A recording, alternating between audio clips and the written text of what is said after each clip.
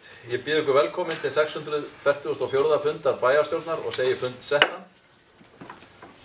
Við göngum til dagskrár og það fyrst fundargerð bæjarráðs. Nei, áður en ég gleymi einu þá komi óskum mál á dagskrá. Rétt að taka það inn strax og óska eftir því að samþykki fyrir því. Sigrún hefur óskað eftir því að það verði kjör í nefndir, verði tekið á dagskrá.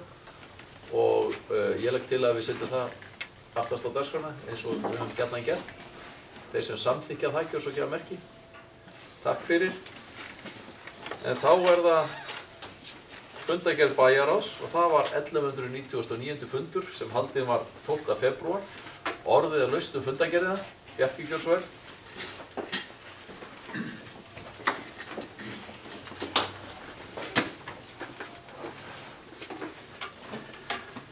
Forseti, ég kem hér uppbyrjunum 1.3 sem sístu frumvarp til laga náttúrupassa og var sent hér á sveitarfélögin en með þessu frumvarpi á að afla fjár til að aðgera fjölsóknum ferðamannastöðum víða um land og það ekki að taka fram að það gífurleg aukning í fjölgun ferðamönnum hér. Ljóst aðgerða þörf bara svo að við gerum okkur grein fyrir því staðreyndum að árið 2003 komum rúmlega 300.000 erlendir ferðamenn til landsins sem það bil þreföldun á rúmlega 10 árum. Það bættist fjöldi innlendra ferðamanna. Stjórnvöld hafa kannað ýmsar leiðir til að afla fjár til að standa strauma úrbótum. Það gistináttagjald eitt, skatt á farseðla og komugjöld. Síðastnefnda leiðin en nú reyndar ófær því óheimilt að selja á sérstakt landamæragjald. Það hefur verið minna rætt gjöld á ferðaþjónustu aðila sem að skipuleggja ferðir á ferðamannastaði, einmitt ekki síst á þessa fjölsóttu og hafa oft á því verulega tekjur. Frumvarpið sem hefur verið til umræðu í þingsölum, það hefur verið mjög umdeilt bæði þar og meðal allra þjóðarinnar. Það hefur ekki tekist að skapa sátt þetta mál, eins og það nú brýnt. Hvorki hjá þinginu né þjóðinni, það var bara þörf á þjóðarsátt. Það talað um að þetta kosti 1.500 krónur og passinn og hann myndi gildi í 3 ár, það þýðir 500 krónur á ári. Það nú ekki vinsælt orð nefnskattur. En ég sagði að þjóðin væri tilbúin að greiða 500 krónur á ári til að taka þátt í nauðsynlegu átaki. En það reynda bara framlag Íslendinga eða sú leið hefði verið farin. En það má fara að hugsa sér alveg blandaða leið eins og hóflega hækkun á gistináttagjaldi og farseðlaskatti. Okkur Íslendingum þykir mjög vænt landið okkar og við nefnilega njótum þess líka þegar við erum ekki að ferðast það. Þegar við Mosfellinga horfum hérna yfir Faxaflóann og Snæfellsjökul á góðviðriskvöldi þá erum við að njóta náttúrunnar úr fjarska og vitum að handa við flóann þjóðgarður sem við eigum öll saman og vel hugsað Við erum stolt af því að bjóða erlendum gestum að ferðast þennan þjóðgarð. Það á svona kvöldum sem við hugsum 500 kall. Ég svo sannarlega tilbúin að greiða hann. Sömu má segja allan náttúrupörlar okkar aðrar. Við njótum Þingvalla handan við Mosfellsheiði þó að við séum þar ekki á hverju degi eða jafnvel ekki á öllum árum. En þessi náttúrupassaleið, hún ekki vænleg, finnst mér, þar sem ferðamenn beinlínis að kaupa sér aðgang að ferðamannastöðum og að viðlagri sekt ferðamálastofa á að sjá að framfylgja þessu. Mér finnst umræðan hafi verið alltaf bundið við eina leið. Gistináttaleiðinni hefur verið hafnað vegna þess að hún skaffa ekki nóg eða þess ekki nóg mikið fjármagn en það eins og ekki verið skoðað blönduleið eins og ég talaði áðan. Það mikið talað almannarétt í þessu og frjálsa för. Það koma mikið af athugasemdum við frumvarpið frá almenningi og það lúta flestir á skerðingu almannarétti ef lögin taka gildi. Stjórnvöld hafa vitnað í náttúruverndarlög 92. grein þar sem að það má taka aðgang að svæði ef spjöll hafa orðið af völdum ferðamanna eða hætt á slíkum spjöllum. En þá set ég spurningu við það því þessi lagagrein gildir einungis fyrir þá ferðamannastaði sem illa útleiknir en frumvarpið nær til allra ferðamannastaða sem eru í umsjón opinberra aðila. Þannig að mér sýnist þetta ekki ganga upp lagalega séð. Umræðan náttúrupassan á kassalega að minni hyggju. Hún hefur óbundin við þá staði sem verst eru útleiknir. Ferðaþjónustan breytist ört þessi árin, staður sem lítið sóttur í dag gæti orðin fjölsótt náttúruperla eftir 10-20 ár. Annar stórgalli við frumvarpið að með því að opna á þann möguleika að einkaaðilar innheimti sjálfir gjald inn á ferðamannastaði, en fái þá ekki úr þessum sameiginlega sjóði sem hefur verið að búa til núna. Og það hugmynd sem fekk vægast sagt dræmanundirtektir síðastliðið sumar við Geysi og Námaskarð. Í mínum huga eiga aðgerðir raunverulega snúast all landið, ekki bara afmarkaða ferðamannastaði, þá snúast allt vegakerfið, allt hálendið, friðlýsingu þess sem hefur svolítið verið rætt hreinsun landlengjunar og loftgæði og svo framvegis, og að sjálfsögðu líka hellurnar. Með leyfi forseta vil ég ljúka máli minni með orðum skáldsins: hættum að setja hugsun í kassa, niður með náttúrupassa. Sigrún Gjörsvel.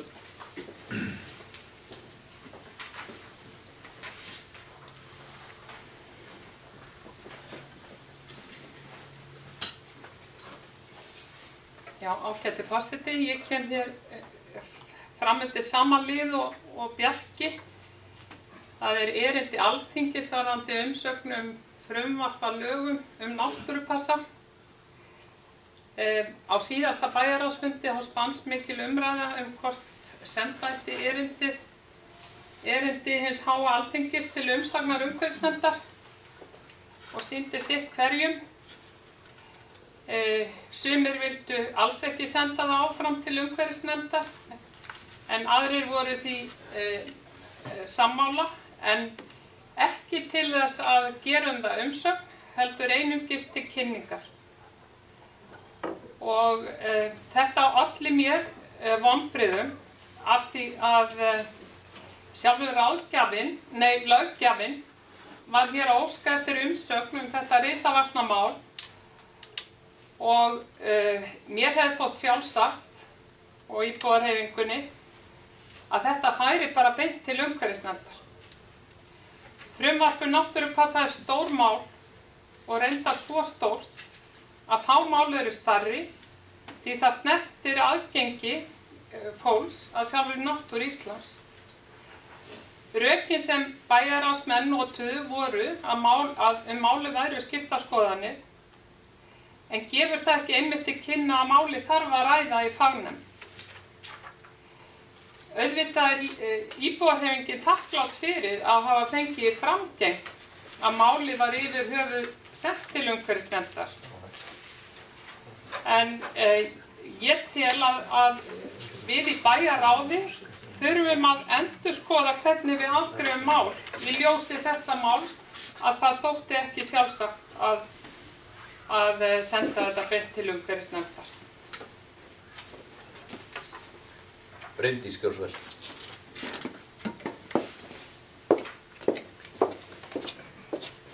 Forseti, ég ætla líka að taka til máls undir þessum sama lið, eða það að segja náttúrupassa.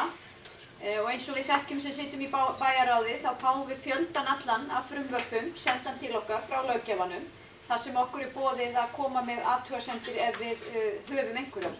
Við höfum svona starfshefð hefur skapast hjá okkur að við vísum þessum frumvörpum gjarnan til okkar embættismanna ef að þau falla undir okkar verksvið.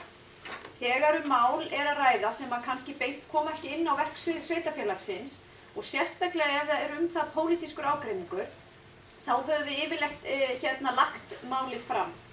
Þarna kom fram ósk að senda þetta ágæta frumvarp inn í umhverfisnefndina til upplýsingar og umræðu, og það var gert, og ég veit að umhverfisnefnd tók þetta til umræðu og í mínum huga allt í góðu með það. En það reyndar ógrynni allur af málum sem að bæði okkar fagnefndir og við hér í bæjarráði og bæjarstjórn gætum rætt og haft skoðanir á hinum ýmsu hlutum. En ég held að við ættum samt sem áður að einbeita okkur fyrst og fremst að þeim málum sem falla klárlega undir okkar verksvið og tengjast hagsmunum okkar íbúa beint. Ég get líka með tjá mig og hef skoðun náttúrupassa og mér finnst þetta bara besta leið og ég veit að það er búið að skoða ýmsar aðrar leiðir og þetta er svo leið sem er talin gefa bestar tekjur til þess að standa undir þeim kostnaði sem að hlýst af á við okkar frábæru náttúruperlu. En ég veit að skoðanir eru mjög skiptar það og ég sé það bara ekki þjóna neinu tilgangi fyrir íbúa Mosfellsbæjar að við sætum hér hvort sem það væri í bæjarstjórn eða í umhverfisnefndum á löngum fundum að ræða nákvæmlega það. Ég held að það sé bara ágætt að löggjafinn fjalli það og það er auðvitað öllum frjálst að senda inn umsagnir frumvörp og þarna geta þá fulltrúar íbúahreyfingarinnar óska þeir eftir því að gera það, þá er þeim að sjálfsögðu frjálst að senda inn umsögnum náttúrupassa. En ég held að þetta hafi bara verið rétt leið að gera þetta svona og legg til að við gerum það svoleiðis í framtíðina. Við erum ekki almennt að reyna að gera umsagnir mál sem eru svona pólitískur ágreiningur og falla ekki beint undir verksvið sveitarfélagsins. Enda ef ég bæti aðeins við þetta að það hefur þá bara verið miðað við að hver og einn gæti sent sína umsögn. Við værum að gera umsögnir þar sem að væri einhver samstæða ef að þetta er utan verksviðsins. En Sigrún Gjórsveit.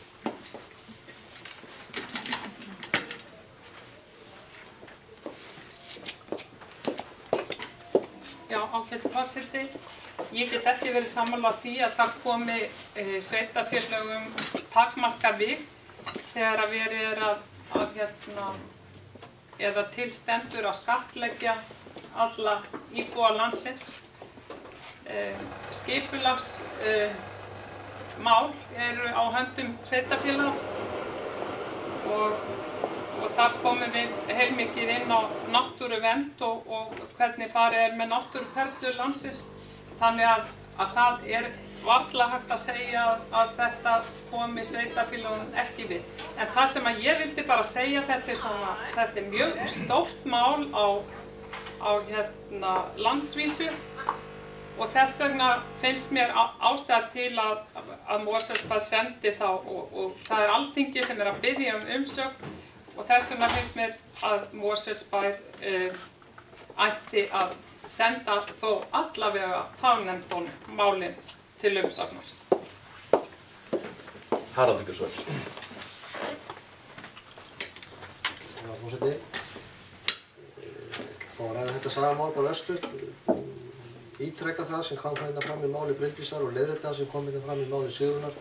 Það er ekki verið að biðja umsögn. Alþingi er ekki að biðja okkur neina umsögn. Alþingi er að gefa okkur kost á því að gefa umsögn, ef við áhuga því. Málið var sent til umhverfisnefndar, þar var það rætt. Og það er alveg ljóst að ef hvort sem það hefði verið hér í bæjarráði, bæjarstjórn og umhverfisnefnd, það hafði aldrei verið orðið til sameiginleg umsögn. Ég bara heyri það á skoðunum fólks. Ég er ekki sammála Bjarka, ég er ekki sammála Sigrúnu, ég er heldur ekki hryllilega sammála Bryndísi. Þannig að það hefði þá vantarlega orðið til 9 umsagnir eða eitthvað. Og það er engin greiði gerð með því. Þannig að í mínum huga er það þannig og það er náttúrulega augljóslega hverjum sem er frjálst að gera umsögn. Hver bæjarfulltrúi, hvert framboð getur gert umsögn á sínum forsendum með sína skoðanir. Ef að þá viðkomandi framboð kemur sér saman umsögnina. Ég efast að einu sinni nokkuð framboð hvernig gæti hugsanlega gert. Ég held að það sé bara það skipta skoðanir þetta. En ég skora okkur að reyna það og endilega komið þeim umsóknum til Alþingis. Ég get þá hugsanlega komið minni, persónuleg umsókn. En ég mun ekki skrifa hana undir hana sem bæjarstjóri Mosfellsbæjar, þá sem bæjarfulltrúi, Haraldur Sverrisson. Fleiri hafa ekki hvað sér ljós. Umræðum er lokið. Þeir sem staðfesta fundargerðina gera svo gefa merki. Takk fyrir, hún er staðfest með 9 atkvæði. Þá tökum við fyrir fundargerð 1200. fundar bæjarráðs sem haldið var 19. febrúar. Orðið er laust fundargerðina. Ef enginn kveður sér hljóðs, þá er umræðin lokið. Þessi staðfesta hana gjör svo gefa merki. Takk fyrir. Eru svona margir sem ætla að setja hjá? Margir? Það eru þá samþykkt, hún er staðfest með 8 atkvæðum og 1 setja hjá. Því næst tökum við fyrir... Forseti, Já. voru við að staðfesta það sem fram fór á bæjarráðsfundi númer 1200. Já.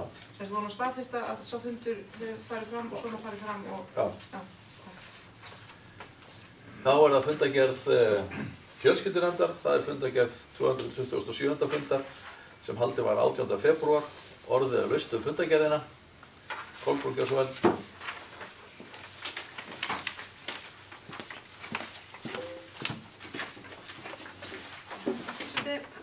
Mér langar fyrst til að taka til máls undir liðnum könnun og tilfærslu þjónustu við fatlað fólk frá ríkis til sveitarfélaga. Þar liggja gögn til undir málinu sem eru mjög ítarlegar skýrslur frá Félagsvísindastofnun Háskóla Íslands.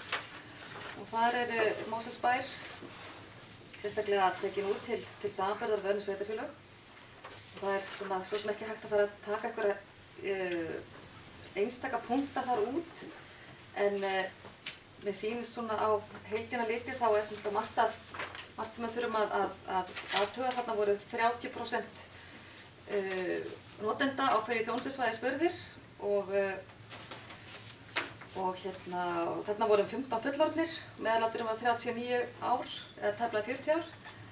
Og svona í stuttu máli þá fannst 50% þessa hóps þjónustan að vera betri nú en áður og voru mjög, og sama hlutfall voru ánægðir með búsetu möguleikana sína.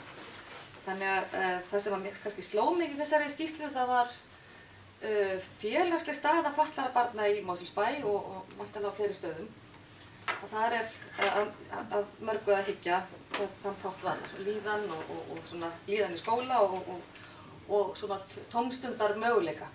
Þannig að það veit ég á mörgum bæjarfélögum sem við þurfum að skoða þessi mál betur og við í Mosfellingar þurfum að sannlega leita í barm hvað þetta varðar. Mjög gott að fá svona skýrslur og þetta er mjög ítarlegt og ítarlega og góð rannsókn, þannig að við þurfum að skoða þessar niðurstöður mjög vel og hvað við getum gert betur þar sem vantar upp á. Þetta sem kannski það kandir öðrum liðum það, ef ég hlippa einhverjum öðrum mann. Það er spurningu, með sama. Já, ég held sér þetta bara að klára þennan lið, annars séu þau ekki svo vel. Forseti, ágætu bæjarfulltrúar. Ég kem hérna upp undir lið 1, held ég að sé rétt með mér, sem þessi skýrsla þjónustu við fatlað fólk eftir yfirfærsluna. Ég var mjög ánægð að sjá það í fundargerðina að nefndin ætlar að vinna sérstaklega áfram með þessa niðurstöðu sem er mjög ánægilegt og gott. Ég hafði tekið eftir því sama og bæjarfulltrúi Kolbrún að það er kannski eitthvað sem við þurfum að horfa sérstaklega á, það þessi félagslegu tengingar og þáttaka barnanna. En það er eitt sem mér langar til þess að aðeins að varpa fram spurningu þá væntanlega til bæjarfulltrúa Kolbrúnar. Það er varðandi óskir NPA-þjónustu við börnin. Það virðist vera mjög mikil, það kemur fram í könnuninni að foreldrar barna í Mosfellsbæ eru virðast óska eftir því eða myndu óska eftir NPA-þjónustu væri hún stæði hún til boða. Og það er sams konar hlutfall og er í öðrum sveitarfélögum, skilst mér. Og mér langar bara aðeins þess að heyra hvort að þetta er sérstaklega verið rætt á fjölskyldunefndarfundi og hvernig staðan í því máli er. Takk.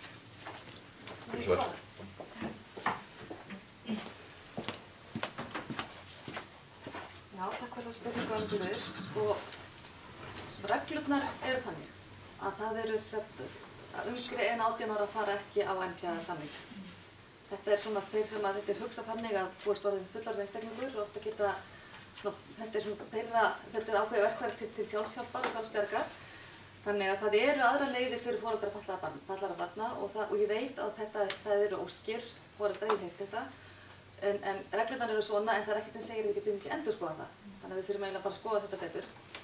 En þetta hefur verið svona hugsað sem NPA-samningurinn er þarna að vera að losa kannski foreldrið undan ábyrgðinni. Það er fengin inn kannski aðstoð sem eru ekki foreldrarnir sem hafa kannski allar tíð verið foreldrarnir og kannski bornir þurfa kannski á sinni hvíld að halda og fá að lifa sínu lífi. þegar fatlaði einstaklingur þeirra er orðinn fullorðinn og það sé ekki áfram mamma eða pabbi eða eldri systkini sem að sinna þessum einstaklingi. Þarna verður það kannski að rjúfa dálítið þann streng. Þannig hefur þetta verið hugsað. En það er ekkert mittlega stein, þannig að ég hef heitt þessar óskil og við þurfum bara að skoða þetta, fá frekar útfærslu í samráði við NPA-miðstöðina þegar að, já, bara við fyrst tækifæri, væntanlega. Bryndís, hvað svo?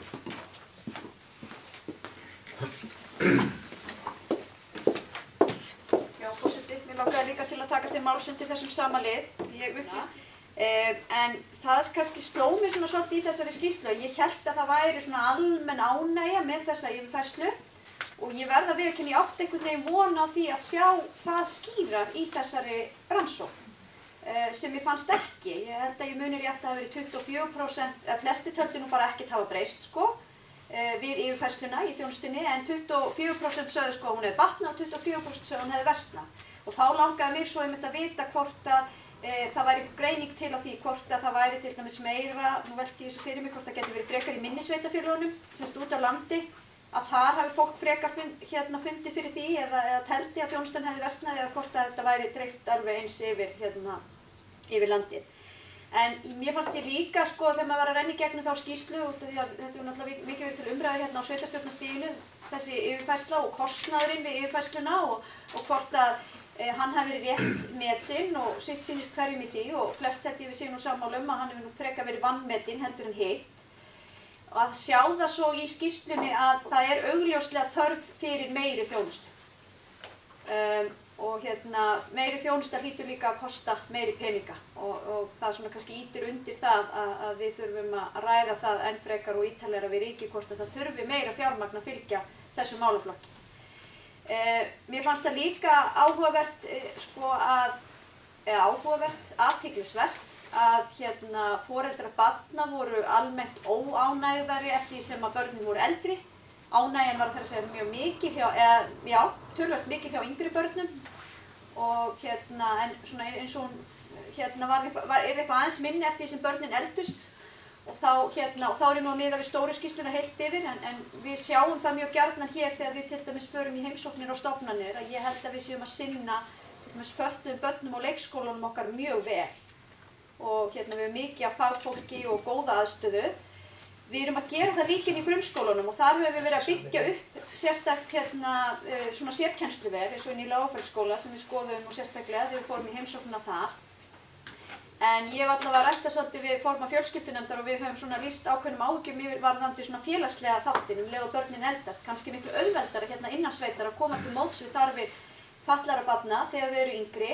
En svona leið og þau fara á miðstigi og tala ekki þau verða eldri á unglingsstigunni, þá vanti þeim kannski meiri svona félagsskap og mér sýnist nú fljótt þegar ég renni fljótt yfir þessa skýrslu varðandi Mosfellsbæ að það ýtir líka undir það.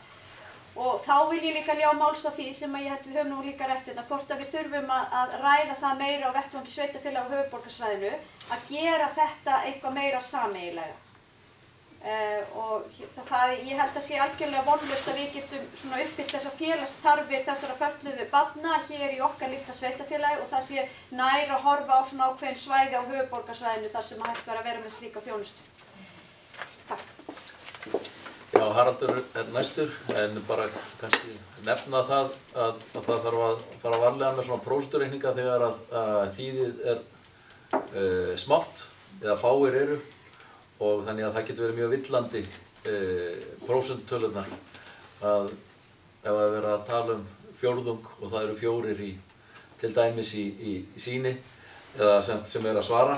Ég tek það sem dæmi og ég þekki rannsókn annars vegar frá þar sem var að tala að það var góður árangur í 2/3 tilvika og svo þegar að kafa á einn rannsókn þá kom í ljós að það voru 3 tilvik sem höfðu verið rannsókn.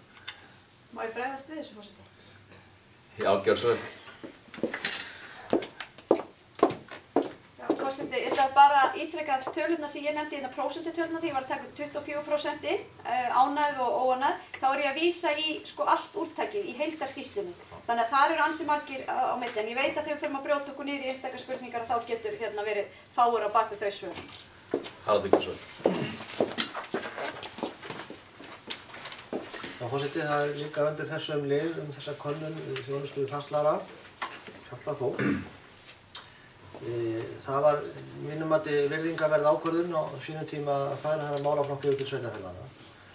Og í hjarta mínu ég alveg sannfærður það að það rétt ákvörðun. Það rétt ákvörðun út frá þeim sem að þjónustan beinist að, þar að segja fötluðu fólki. Ég líka stoltur af því fyrir hönd Mosfellsbæjar hvað vel okkar starfsfólk hefur lagt sig fram að sinna þessum málaflokki og það gekk tiltölulega snurðurlaust að taka hann yfir á okkar hálfu. Það hefur lagt sig geysilega mikið fram það að reyna að gera eins vel og hægt í sambandi við þjónustu við þetta fólk. Og ég í hjarta mínu líka alveg sannfærður það að sú þjónusta hefur batnað þó að hún sé langt frá fullkomin. Og kannski erfitt að gera hana algjörlega fullkomna, ég veit það ekki. En það sýnist örugglega sitt hverju. Væntingarnir eru miklar af hálfu þeirra sem þurfa þessari þjónustu að halda og þeirra aðstandendur, eðli málsins samkvæmt. Og þannig að það þarf að halda áfram að reyna að bæta þessa þjónustu og gera hana á þannig garði að hún geti verið sem best. En því ekki að leyna að ég hef líka áhyggjur af fyrirkomulaginu á þessum málum. Það hefur nú verið tíðrætt á þingum sveitarfélaga, sambandsíslenskra sveitarfélaga yfirfærsluna á þessum málaflokki og margir forsvarsmanna sveitarfélaga út all land staðið upp og hvart sér hljóðs og sagt að þetta væri alveg ómögulegt að reka þennan málaflokk. Ég hef og við hér höfum nú blessunarlega hingað til tekist að gera það þannig að þau fjárframlög sem við höfum fengið frá jöfnunarsjóði sveitarfélaga og svo með okkar skatttekjum sem hlutfall af útsvarinu sem hækkaði við yfirflutningin hefur dugað fyrir þessum rekstri. Og ég hef ekki hingað til talið nauðsyn þess að standa upp á þessum þingum og kvarta og kveina yfir þessu, þó að ég sé sammála áhyggjum manna það að vítt og breitt landið að þetta sé ekki í nógu góðu formi. Og minnist þess að formaður Sambandsíslenskra sveitarfélaga lýsti því yfir á síðasta þingi held ég að það vantaði einhverja mannrétt milli 2-3 milljarða inn í málaflokkinn til að það var hægt að sinna þeirri þjónustu sem við sem sveitarfélag eiga að sinna samkvæmt kröfulýsingu ríkisins. Og það ekki gott, en hingað til þetta gengið fjárhagslega í okkur en það eru blikur á lofti með það. Því að svo áætlun sem við höfðum frá jöfnunarsjóði sveitarfélagum þá fjármunum sem við fengjum í þennan málaflokk á síðasta ári, það kemur síðan í ljós á lok ársins að hún stenst ekki. Og hún mun ekki heldur standast á fyrir árið 2015. Og þetta náttúrulega mjög erfitt að reka málaflokk og ákveða hvað eigi að nýta féð í sem að síðan verður ekki sú upphæð sem með reiknuðu með. Og það er ekki hægt að gera áætlanir þannig að upphæðin komi síðan bara árið síðar, svo rétta. Þannig að það verður að finna einhverja betri leið til þess að þetta gangi upp. Burtséð frá fjárvöndunum sem slíkri. Þetta eiginlega tvennt í mínum huga, annars vegar það að það sé hægt að gera raunhæfar áætlanir og standa við þær og svo líka að nægir fjármunir séu til að reka þjónustuna eins og lög gera ráð fyrir. Þannig að mér finnst þetta svona umhugsunarefni og sem sveitarfélagin þurfi að ræða sín á milli og við ríkisvaldið framtíðar skipulag þessa, því að það eru sum sveitarfélög og sumir sveitarstjórnarmenn sem beinlínis bara lýsti yfir að það sé ekkert vit í öðru en að skila þessu málaflokki aftur til ríkisins. Hvernig sem það nú var hægt. En þetta kannski, ég vildi bara nefna þetta í þessu samhengi. Fleiri sem að vilja ræða þetta mál. Ef ekki þá að Kolbrún búin að biðja orðið annan lið fundargerðarinnar ef ég skildi þið rétt. Gjörðu svo vel.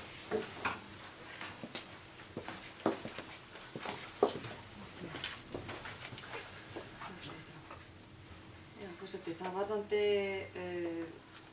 þjónustukönnunina, kapsamkönnunina á 7. lið. Sjötti liður, já. Nei, 7. 7. liður, allavega hjá mér. 7. Já. Það stendur sem sagt, það er bókun, þessi stendur þjónustukönna sveitarfélaga 2014 lögð fram til kynningar. Og ég vildi kannski bara svona ítreka það að það átti sér mikil umræða sér stað þessa þjónustukönnun og það var margt sem kom þar líka á óvart eins og í hinni skýrslunni. Við teljum okkur alltaf að gera vel og reynum að gera betur og betur en eins og fær maður kannski eitthvað sýnir kannski niðurstöður að við erum kannski ekki alveg réttir braut, þannig að þá er kannski gott að rýna í hlutina og sjá hvert meinið er. En sem sagt, það var heilmikil umræða þessa þjónustukönnun og allir sammála það að við myndum heyra í fulltrúum aldraðra og í þessum hópi og sjá hvar meinið liggur. Þessi bókun sem ég vildi kannski svona undirstrika þá umræðist mátt sér stað í nefndinni. Annars séu þau gjörðu vel.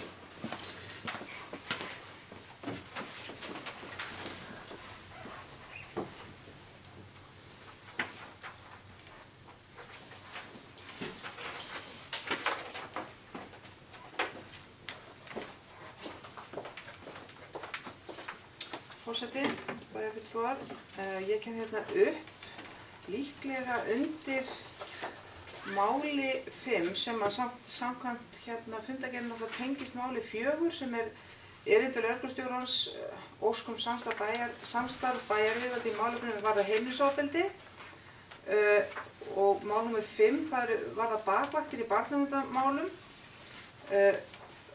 Þannig mál með vexti að það kom að það barst ósk frá lögreglustjórum samstarf nýja leið eða nýja aðferð við að kljást við heimilisofbeldi á höfuðborgarsvæðinu og þetta mál fór til fjölskyldunefndar til skoðunar og það kemur fram í bókun við mál 5 bakvaktir í barnaverndarmálum að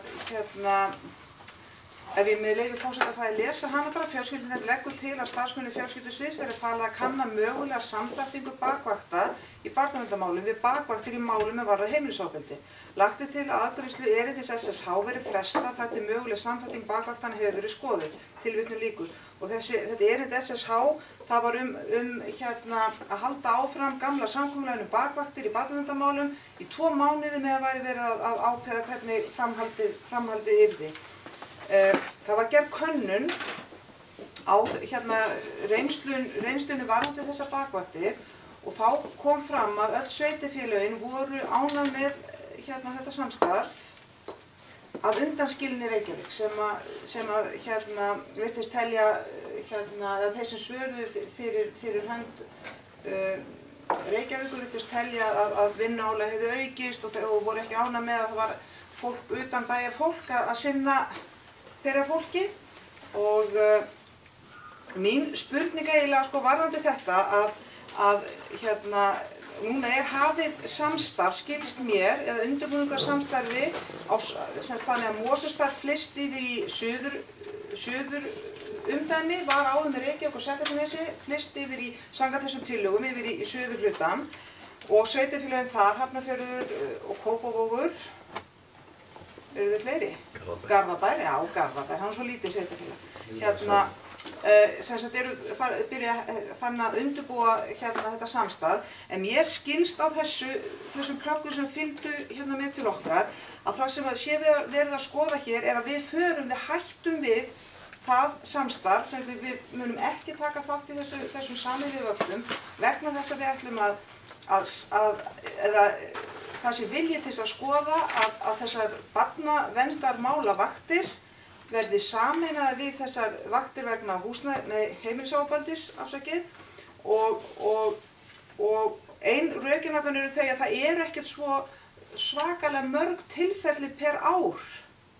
Þetta séu mér finnst, ég bara leiðrétti með það rámt, mér finnst þess að vera að tala um 9 útköll á árinu. Mér langar bara aðeins að fá þóttu séu mjög góð gögn sem fylgir málinu, þá langar mig til þess að biðja enn og aftur heppin að formaður fjölskyldunefndar er bæjarfulltrúi og bara hvernig þessi, svo kannski skýra aðeins betur af hverju við erum ætlum út úr þessu samstarfi og hvað við teljum að við græðum frekar á því að sameina þetta tvennt. Takk. Haraldur Gjörsson. Ég skal kannski taka að mér að bregðast aðeins við þessu í fyrstu. Þetta þannig að það kemur hér erindi frá lögreglustjóra Reykjavík til allra sveitarfélaganna að setja upp sérstakt prógram eða bakvaktir heimilisofbeldi.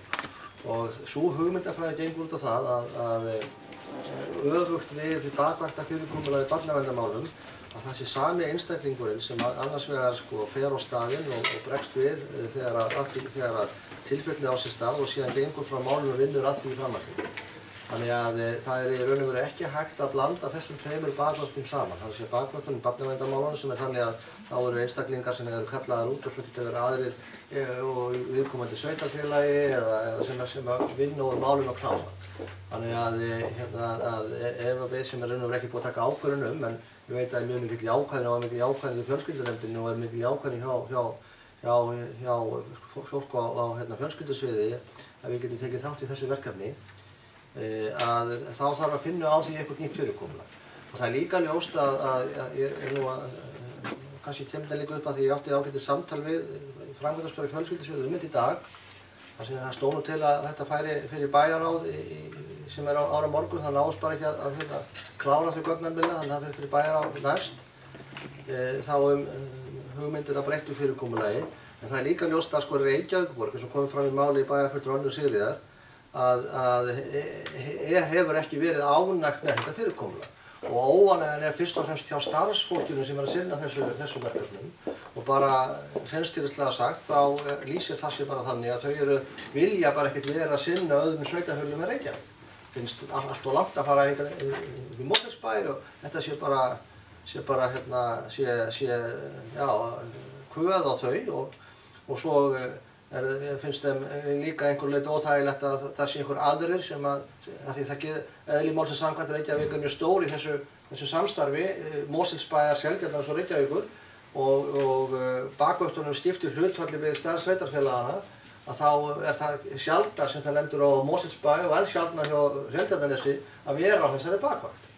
Þannig að reynslan sem slík hvað það varðar ekki góð, þó að hún sé góð hvað varðar það að hagsmuni þessar tveggja litlu sveitarfélaga fjármunalega séð eða kostnaðarlega séð er góð því að það myndi kosta okkur sjálfsagt upp til 10 milljónir á ári fyrir bara Mosfellsbæ einan og sér að sinna þessum bakvöktum ef það er gert á þeim grundvelli sem hefur verið rætt. En þau eru búin að fara yfir þetta fjölskyldusviðinu, þetta verður bara svara þessu og var rætt í fjölskyldunefndinni og þau munu leggja það til að við munum tímabundið hætta þessu samstarfi við Reykjavíkurborg og svo ákvörður þá standi þar til að það verður búið að ákveða að hafa eina sameiginlega bakvakt á höfuðborgarsvæðinu sem verður miklu skynsamlegra.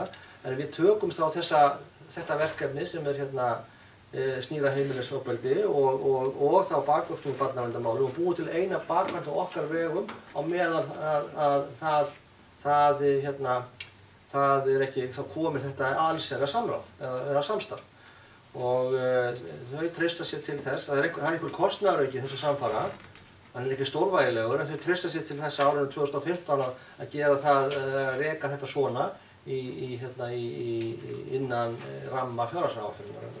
En þetta mun komin í bæjarráð, gerir ráð fyrir á næsta fundi og í framhaldi af þá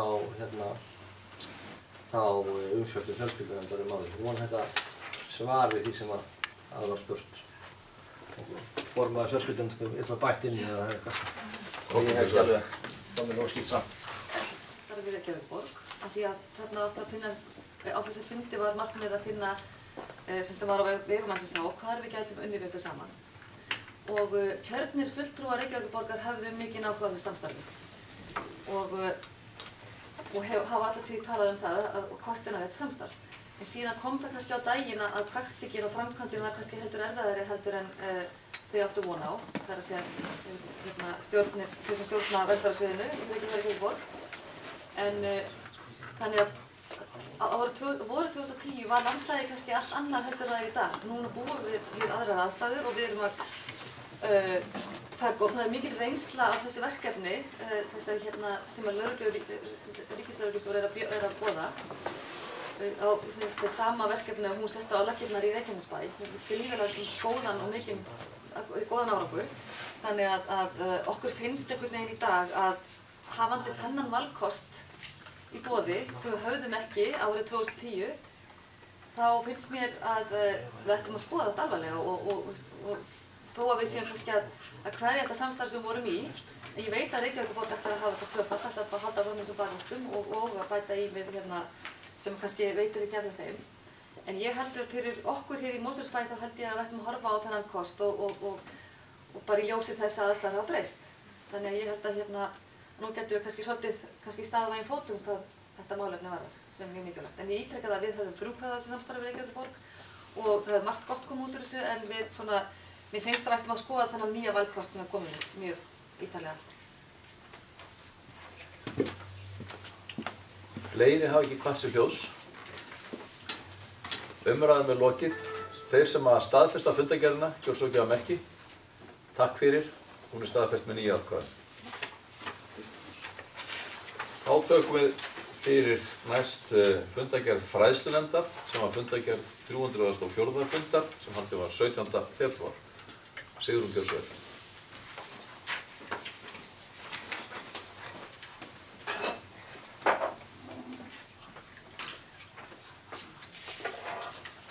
Já, ágæti forseti, ég kem hér fram undir lið númer 2 í fundargerð fræðslunefndar erindi skóla EHF varðandi rekstur heilsuskóla og mig langar að leggja fram bókun þar sem að ég tek undir með fulltrúa íbúðarhreyfingar, tek undir með bókun fulltrúa íbúðarhreyfingarinnar í fræðslunefnd og hún hljóðar svo, þessi bókun fulltrúa íbúðarhreyfingarinnar tekur undir bókun fulltrúa íbúðarhreyfingarinnar í fræðslunefnd þess efnis að einkahlutafélag sem eðli málsins samkvæmt rekja á þeirri forsendu að skila hluthöfum sínum arði sé ekki heppilegt rekstrarumhverfi fyrir skóla. Markmið skólastarfs er að efla andlegt atgervi nemenda, sjá til þess að þeir hreyfi sig og borði góðan mat en ekki að skila eigendur sínu fjárhagslegum arði. Sendurðu þessa bókun til Sigurðar? Já, ég geri það. Takk. Bryndís, gjörðu svo vel.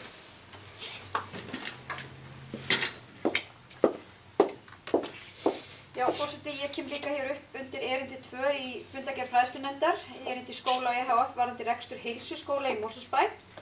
Erindi sem að mér fannst reyndar bara mjög spennandi og við vísuðum því til umsagnar inn í fræðslunefnd, fengum þetta inn í bæjarráð. Ég hef reyndar ekkert miklar upplýsingar þetta fyrirtæki, skólar EHF, eða hvernig það starfar og ég sé hér að fræðslunefnd hefur óskað eftir frekari hugmyndum frá þeim og ég bara fagna því. Ég er þannig þenkjandi að mér finnst áhugavert að ræða við það fólk sem að hingað kemur til okkar eða sendir okkar erindi og vil starfa með okkur með einhverjum hætti og mér finnst ástæða til þess að skoða það.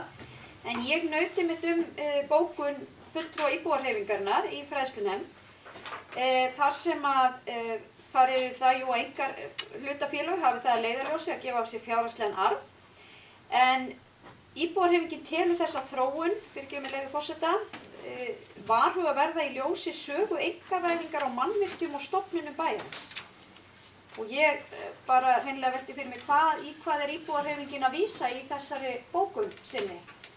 Þetta er fróðlegt að fá upplýsingar um það. En ég segi mín afstæða svo að mér finnst jákvætt og fólk óski eftir hér samstarfi við okkur á sem breiðasta grunni og ég bara er spennt að sjá hver umsögn fræðslunefndar verður þetta erindi þegar þau hafa fengið þær upplýsingar sem að þau telja sig þurfa til þess að geta gefið slíka umsögn. Já, kannski að bregðast aðeins við þessu sem að því að við erum nú hérna 2 sem erum í fræðslunefnd, ég og Anna Sigríður, og að það komi fram að við fræðslunefndar fólkið, við töldum að það væri eðlilegt að fá fyllri upplýsingar frá bréfritara og síðan hefðum við það til hliðsjónar þegar við ræddum það hvort að það ætti að vera einhver frekari skref og þá hver. En þannig að það var ekki tækt til frekari umræðu í raun og veru á þessu stigi og það var samt hugmyndin á bak þessa bókun fræðslunefndar. En áheyrnarfulltrúi var með bókun eins og þannig kemur fram í fundargerð fræðslunefndar sem að við brugðumst við með þessum hætti öll nefndin eða kjörnir fulltrúar í nefndinni. En Sigrún gjör svo vel.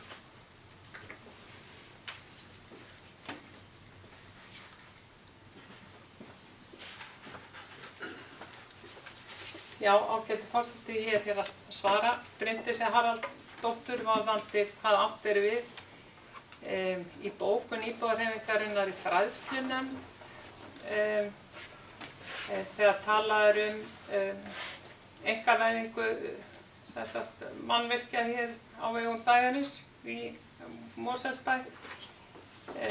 Ég fékk þær upplýsingar að það sem verið væri að vísa í þarna væru íþróttamannvirki við Lágafellsskóla. En eins og við vitum þá varð rekstraraðilinn gjaldþrota og bærinn keypti það yfir. Haraldur gjör svo vel. Já, forseti, við höfum þá komið hérna upp til að bregðast við þessum andsvörum bæjarfulltrúa Sigrúnar Pálsdóttur.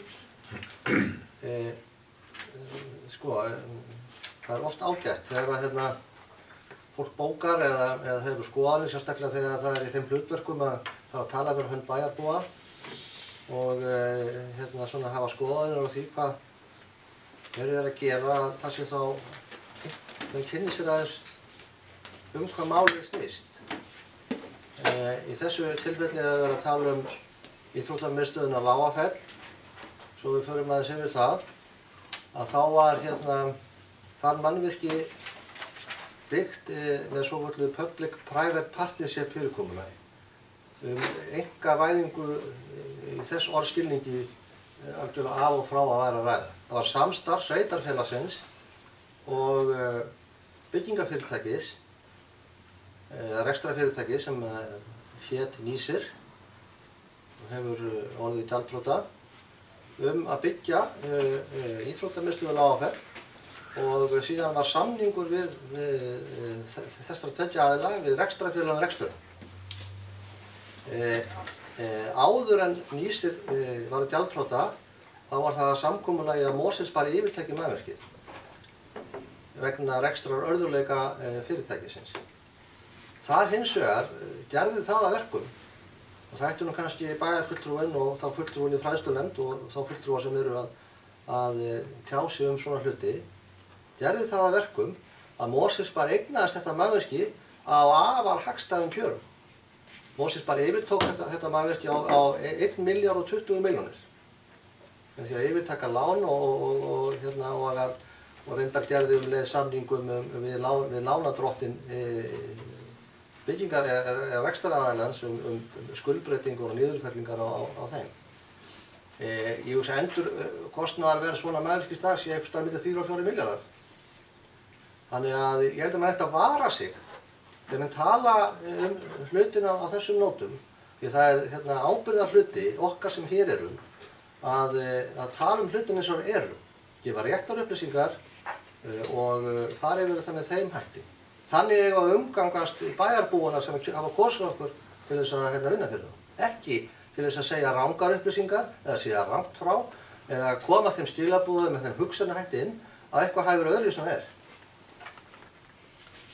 Í þessu tilfelli fór bæjarinn ég fullyrði það, og það getur hvaða sérfræðingur sem staðfest það, afar vel út úr þessum samningur sem bærinn gerði á sínum tíma. Ég vil bara bæjarfulltrúar hafi þetta í huga, forseti. Sigrún Björnsson.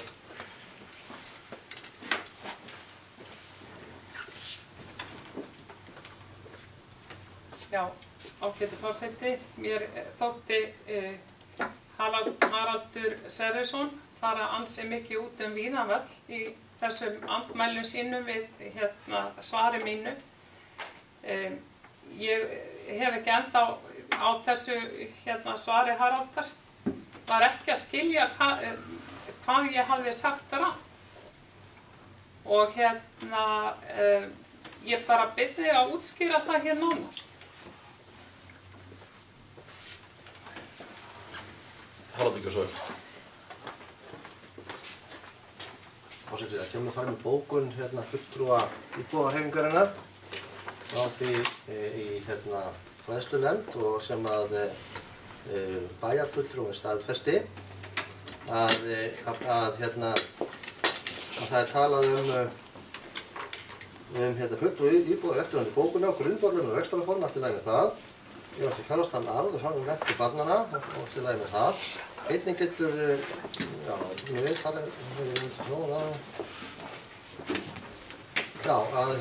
íbúðarhreyfingin telur að þessi þróun því varhugaverða í ljósi sögu einkavæðingar af mannvirkjum og stofnunum bæjarins. Það er þessi setning og það er þessi orð og skýringar Sigrúnar af því hvað hún þýddi það að sagan snerist það að það hefði verið einkavætt og byggt mannvirki við Lágaskóla og bærinn hefði það farið eitthvað illa út úr því. Og það er þessi skilaboð og síðan skýringin sem er algjörlega út úr kortinu að sé rétt. Nú, Sigrún, örstutt.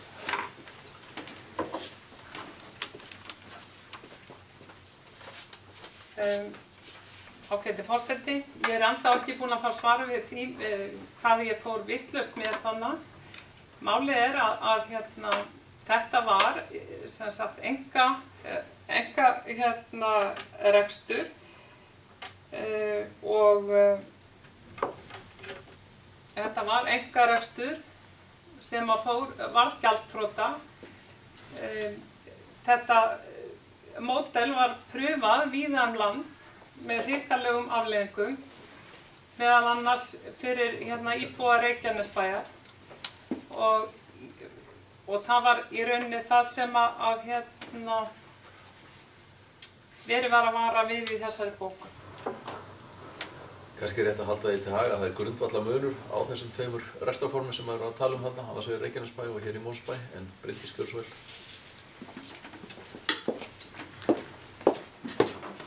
Já, forseti, það er kannski einmitt þetta sem ég ætlaði bara að ítreka. Það er grundvallarmunur þarna á og þegar lesin er bókun íbúðarhreyfingarinnar að fundi fræðslunefndar, þá gæti einhver ímynda sér að hér hefði verið seld mannvirki í stórum stíl og stofnanir færðar yfir á hendur einkaaðila. Því það er talað bæði mannvirki og stofnanir sem hafi verið einkavæddar. Það hefur ekki verið gert hér í Mosfellsbæ. Þannig að mér finnst bókunin ekki lýsandi fyrir það samfélag sem við búum í. Ef að verið er að vísa í þá uppbyggingu sem átti sér stað við Lágafell þegar sundlaugin og íþróttahúsið var byggt þar, að þá er bæjarstjóri farið ágætlega yfir það hvernig að því var staðið. Það var samstarf einkaaðila og sveitarfélagsins við að byggja upp þetta mannvirki. Það kom svo daginn að þetta var hagkvæm fjárfesting fyrir okkur hér í Mosfellsbæ. Sum sveitarfélag hafa reynt aðra leiðir og bæjarfulltrúi Sigrún Pálsdóttir nefnir hér sérstaklega Reykjanesbæ sem gerði mikið af því að selja fasteignir til einkafyrirtækis og leigja þær svo aftur. Fólk kann að hafa mismunandi skoðanir á því rekstrarfyrirkomulagi en við vitum öll að sveitarfélagi Reykjanesbæ er ekki vel statt fjárhagslega. En það að segja að það sé eitthvað sambærilegt við það sem gerist þar og það sem gerist hér varðandi íþróttamannvirki í Lághlíð er bara fjarstæða. Ég tel rétt að við gerum fundarhlé, það er komið fram bókun og við þurfum að skoða hvort við ætlum að bregðast við. Jæja, nú förum við þá að hefja fund að nýju. Já, hún er stopp. Hún er þetta allavega. Við hefjum fund að nýju og Bryndís Haraldsdóttir hefur beðið orðið, gjör svo vel. Já, forseti, ég vil nú leggja til að við hér í bæjarstjórn bíðum með frekari umræðu einkavæðingu eða einkarekstur í slíku þangað til að borist hefur umsögn frá fræðslunefnd og þau hafa fengið þau gögn sem að þau telja sig þurfa til þess að veita þá umsögn. En fulltrúar Sjálfstæðisflokks og Vinstri grænna óska eftir að hér bókist undir þessa umræðu. Rangt farið með í bókun íbúahreyfingarinnar í fræðslunefnd að hér í Mosfellsbæ hafi mannvirki og stofnanir verið einkavæddar.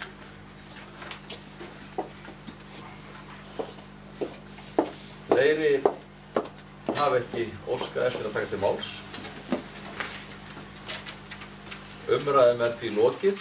Ég ber upp fundargerð fræðslunefndar til staðfestingar, þeir sem hafa staðfest kjörsóknarmerki. Hún staðfest með 8 atkvæðum. Þá tökum við fyrir fundargerð skipulagsnefndar frá 384. fundi sem haldinn var 17. febrúar. Orðið laust fundargerðina. Sigrún, gjör svo vel.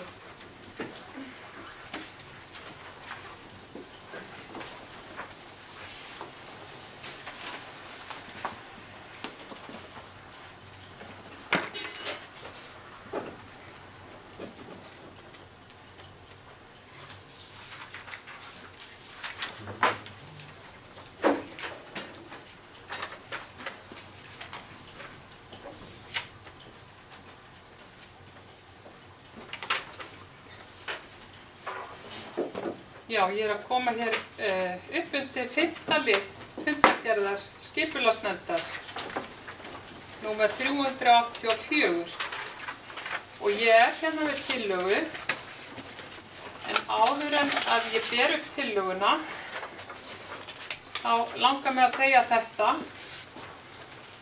Á síðasta fundi bæjarstjórnar lýsti bæjarfulltrúi íbúahreyfingarinnar yfir efasemdum hvernig standa á að uppbyggingu leigumarkaðar í Mosfellsbæ. Ekkert var mér fjær en að samþykkja tillögur starfshóps óbreyttar. Það því ekki rétt sem fram kemur á Facebook-síðu Samfylkingarinnar að allir bæjarfulltrúar í bæjarstjórn hafi samþykkt tillögur hópsins. Það sem verið var að samþykkja í bæjarstjórn var að vísa skipulagsþætti tillögurnar til skipulagsnefndar. Það ekki það sama og að samþykkja tillögur starfshópsins.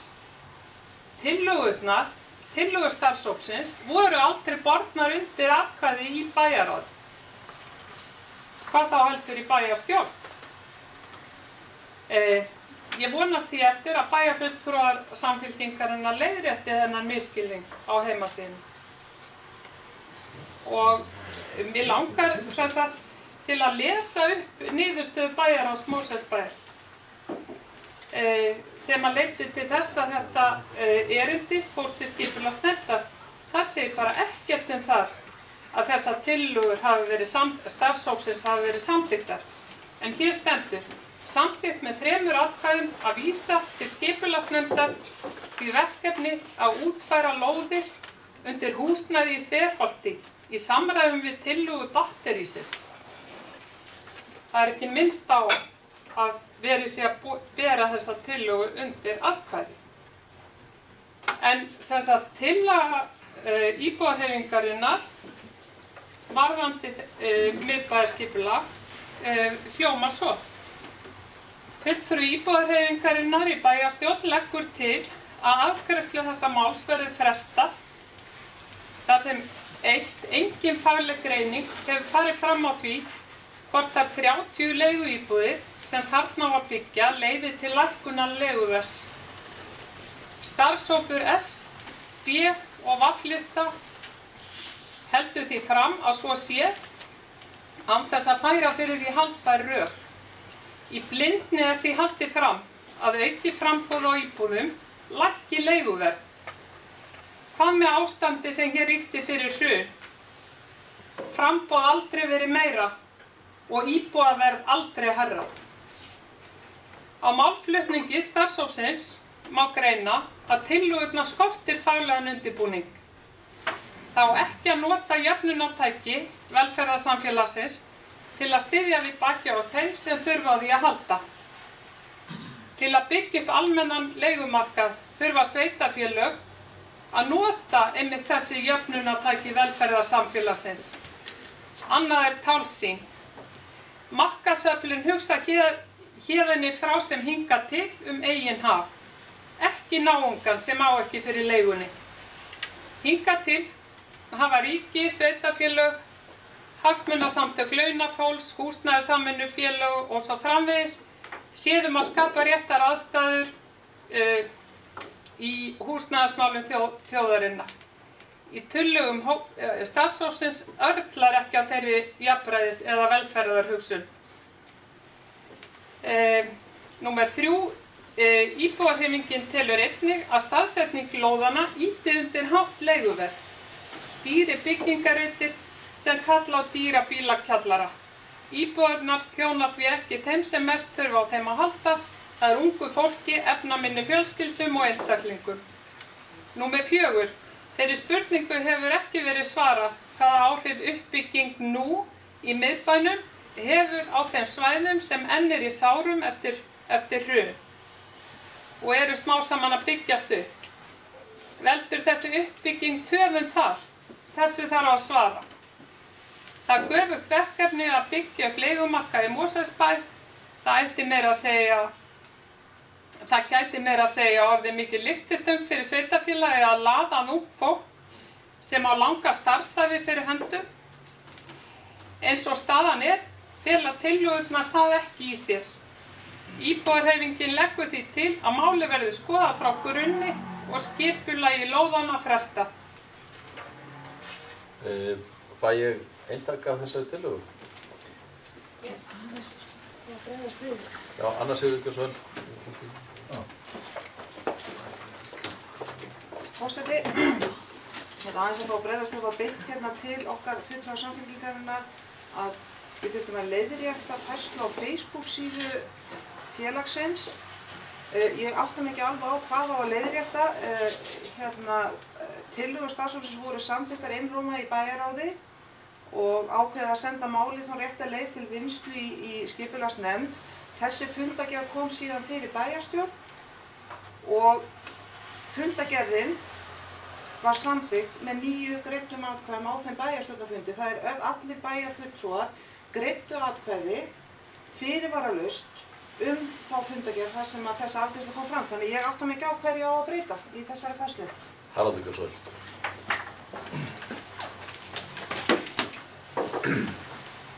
Já, forseti, kem hérna undir þessu sama máli, svona í ljósi þessara umræðna. Ég ætla reyndar ekki að hafa skoðanir á því hvort að eitthvað í einhverju Facebook-færslum einhverja stjórnmálaflokka sé rétt eða rangt þetta. En ég fagna hins vegar mjög því að bæjarfulltrúi íbúahreyfingarinnar skuli skora hér á einhvern stjórnmál að breyta einhverju því með rangfari með á sínum vefjum eða sínum Facebook-færslum. Og ég geri þá ráð fyrir því að viðkomandi bæjarfulltrúar, viðkomandi framboð muni hér eftir þá hafa réttar staðreyndir á þeim vefmiðlum sem þeir umgangast. Það hefur nú heldur betur ekki verið þannig undanfarin ár. Og ég geri þá ráð fyrir því að það hefur verið rætt hjá því framboði að breyta út af því háttalagi. Fyrst að það framboði fara að skora á aðra að leiðrétta eitthvað sem ég reyndar get nú ekki séð neitt rangt við. En það er nú önnur saga, ég átti ekki að hafa skoðanir á því. Hvað annað varðar í þessu tiltekna máli og því góða máli að fara á stað með leiguíbúðir hér í miðbæ Mosfellsbæjar að ég tel að það sé nú ákveðið misskilningur hjá bæjarfulltrúa Sigrúnu eða íbúahreyfingunni þetta og verið að rugla saman aðeins félagslegum leiguíbúðum og almennum leiguíbúðum sem eru leigðar á almennum markaði. Mosfellsbær rekur félagslegt íbúðakerfi og hefur verið að byggja það upp á undanförnum árum. Reyndar ekki með þeim hætti að fjölga íbúðum í eigu sveitarfélagsins, heldur að fjölga íbúðum sem sveitarfélagið er með á sínum snærum til þess að geta veitt skjólstæðingum sem áttur að halda undir þau skilyrði þarna félagslegt leiguhúsnæði. Þarna skapast enn meira tækifæri ef að þörfin er metið þannig á að félagsmál yfirvöldum í bænum og fjölskyldunefnd að fá að taka fleiri slíkar íbúðir til leigu ef svo ber undir. Það hefur líka verið sama fyrirkomulag var haft til dæmis á Hömrum, þar sem við höfum forleigurétt á íbúðum þar til félagslegra þarfa fyrir fólk sem komið á þann aldur og hefur ekki ráð á því að leigja eða kaupa íbúðir á þeim stað. Þannig að við verðum að gæta þess að rugla ekki saman því félagslega húsnæðiskerfi sem að bærinn rekur og á að gera vel og almennu leiguíbúðakerfi í landinu. Og því að það ekkert endilega þannig vaxið að þeir sem eru á leigumarkaði, almennu leigumarkaði sé eitthvað verr settir. Það þarf ekkert að vera þannig, heldur en þeir sem að kaupa sér húsnæði. Í mínum huga átti að vera valkostur. Það var valkostur hvort þú vilt leigja eða kaupa. Og það hefur verið skortur á leiguhúsnæði, ekki bara í Mosfellsbæ, heldur á höfuðborgarsvæðinu og sem hefur þýtt það að leiguverð hefur hækkað. Ég get ekki fullyrt það, ég get alveg fullyrt það að bygging 30 leiguíbúða í Mosfellsbæ mun ekki hafa nein afgerandi áhrif á leigumarkaðinn á höfuðborgarsvæðinu. Og Mosfellsbæ mun aldrei starfað sinna vegna geta verið ráðandi, markaðsráðandi í því hvað leiguverð á höfuðborgarsvæðinu. Bara gleymið því, sko. En auðvitað eigum við að vera þáttakendur í því eins og aðrir og stuðla því að það geti byggst upp heilbrigður leigumarkað og sem að þá stuðlar að verði að framboð eftirspurn standist á og það það sem skapar þá rétt verð innan gæsalappa eða það að kalla það til þeim hætti. Það að svo fullyrðing að íbúðir í miðbæ Mosfellsbæ undir þessum formerkjum verði eitthvað dýrara en aðrar íbúðir, bara algjör fjarstæða. Það kemur fram í samþykktinni, þarna sé verið að úthluta íbúðum á gatnagerðargjöldum. Þannig að bærinn með engum hægt að stuðla því að þarna sé eitthvað dýrara íbúðir annars staðar. Þvert á móti. Ég gerir ráð fyrir því að íbúðir og fjölbýlisarlóðir í Helgavíkurslandi hafa til dæmis verið seldar miklu hærra verði heldur en bara einvörðungu á gatnagerðargjöld. Eitthvað hafa nú landeigendur vintanlega vilja fá fyrir landið sitt, gerir ráð fyrir því. Og að þarna séu íbúðir með bílakjallar, já. En það er engin öðruvísi skilyrði bílakjallar í miðbæ Mosfellsbæ sjálfum sér heldur en til dæmis í Helgavíkurslandi. Það reyndar engin bílakjallar en Leirvarstungu, það er heldur engin fjölbýlishús. Og að þetta hafi einhver áhrif á uppbyggingu annarra íbúða eða annarra svæða. Nei, ég segi nei. Allar fjölbýlishúsa íbúðir í Helgavíkurslandi eru seldar. Og vonandi byggjast þær upp sem fyrst. Og þannig að ég veit ekki, ég ekki alveg að skilja þennan málflutning og heldur reyndar að þarna hljóti að vera einhver misskilningur að ræða og menn sé að rugla saman hugtök með einhverju leyti. Og þá sérstaklega það hvað eru félagslega leiguíbúðir á vegum sveitarfélaga og svo almennu leiguíbúðir á almennu markaði. En ég fagna þessu verkefni mjög. Sigrún Garsvær.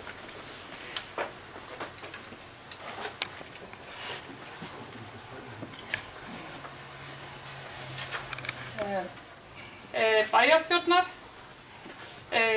þá ég ekki að tala hér að bærinn reisi félagslegar íbúðir eða standi að því að reka þær. Það ekki það sem verið að tala heldur það sem hér verið að tala og ég bara búin að gera skýra grein fyrir það að bærinn stuðla því að upphafskostnaður verði lítill. Og það gerir maður, eða það gerir fólk í öðrum sveitarfélögum, meðal annars með því að gera samninga við húsnæðissamvinnufélög sem að vinna án þess að vera með hagnaðarsjónarmið, öðruvísi en á frjálsum markaði og líka lækka gatnagerðargjöld og ýmislegt fleira sem hægt að gera sem hægt að nota til þess að lækka stofnkostnað. Meira að segja í Bandaríkjunum það sem að markaðshyggjan í sem mestum blóma á Vesturlöndum hefur borgarstjóri New York borgar lagt til að gera allt sem í hans valdi stendur til þess að gera efnaminna fólki, ungu fólki og efnaminna færi á að taka húsnæði á leigu. Og hann skilur það að það eru ekki markaðslögmálin sem sjálfkrafa sjá til þess að leiguverð lækkar.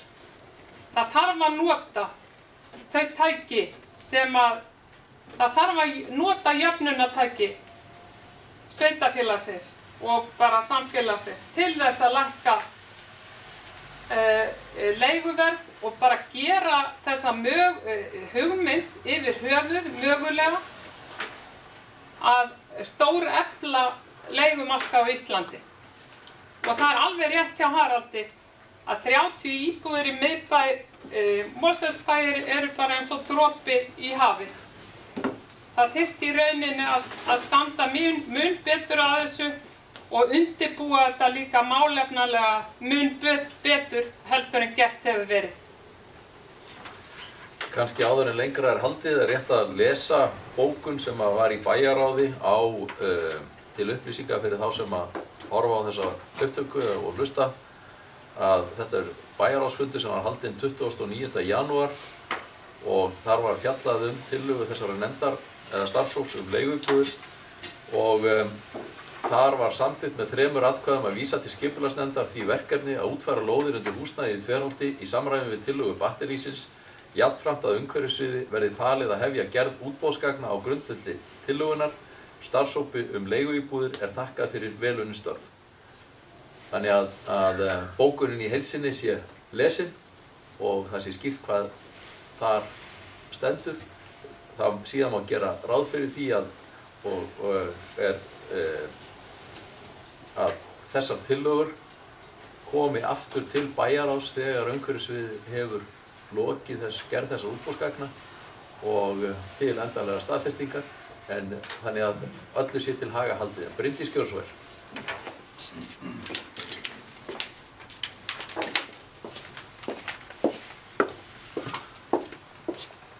Já, forseti, ég ætlaði líka að taka til máls undir lið nr. 5 í fundargerð húsaleigu samvinnufélög eða hvað það var sem var nefnt hérna áðan og ég gerir ráð fyrir að hún sé að vísa í félög eins og Búseta, við ræddum það hérna á síðasta bæjarstjórnarfundi, munu geta sótt það að taka þátt í þessu, byggja þarna upp húsnæði og leigja til framtíðar. En hún nefndi líka hér í þessum tillögum sínum eða í ræðunni hérna áðan varðandi það hvað áhrif þetta kynni að hafa á uppbygginguna í Helgafelli. Og mér langar aðeins að fara yfir það ef að þeir sem kunna að hafa mögulega áhuga að horfa einhvern tímann eða hlusta á þessa umræðu hérna fara nú ekki að misskilja hlutin eitthvað en það er þannig að Helgafelli eru ekki í eigu sveitarfélagsins. Þær lóðir sem þar eru og þar sem á að byggja fjölbýlishús eru lóðir sem eru í eigu einkaaðila. Þeir hafa sem sagt leyfi til þess að byggja á þeim lóðum. Og verðið á þeim lóðum gengur einhverjum kaupum og sölum og þá virkar nú markaðshagkerfið ágætlega. Það er sem sagt framboð og eftirspurn og eitthvað slíkt sem að ræður þá verðinu á slíkum lóðum. Þannig að sveitarfélagið Mosfellsbær á ekki lóð upp í augan í Helgafellshverfi og gæti farið ákveða að fara það í einhverju hugmyndasamkeppni og uppbyggingu leiguíbúða. Sveitarfélagið Mosfellsbær á aftur á móti þessa lóð hér í miðbæ Mosfellsbæjar og ég gerir ráð fyrir því að það sé meðal annars ástæðan fyrir því að þessi ágæta starfshópur hefur verið að leggja nákvæmlega það til. Og mér, eins og ég segi, hugnast það vel og ég leggst gegn hugmyndum að fresta því að afgreiða þennan lið hér í fundargerð skipulagsnefndar þar sem að nefndin samþykkti að auglýsa þessa tillögu. Það þýðir þá að eftir þennan fund væri hægt að auglýsa tillögun og þá kemur aftur móti tækifæri hjá þeim sem að kunna hafa haga því eða áhuga að koma með athugasemdir ef þeir hafa eitthvað við skipulagstillöguna sem slíka að athuga. Mér fannst nú eins og í fljótu máli, ég er nú ekki búin að lesa alla þessa greinargerð sem að Sigrún Páls er að leggja hér fram, en mér fannst svona í máli hennar vera ræða almennt leiguíbúður og þess háttar en ekki endilega kannski þessar skipulagslegu forsendur sem hér eru til umræðu og umfjöllunar og afgreiðslu. Og ég sé enga ástæðu til þess að við ætlum að fara að fresta afgreiðslu á þessari fundargerð eða þessari ágætu afgreiðslu skipulagsnefndar hér, þannig að þessi breyting get ekki farið í það lýðræðislega ferli sem auglýsing á breyting á deiliskipulagi er.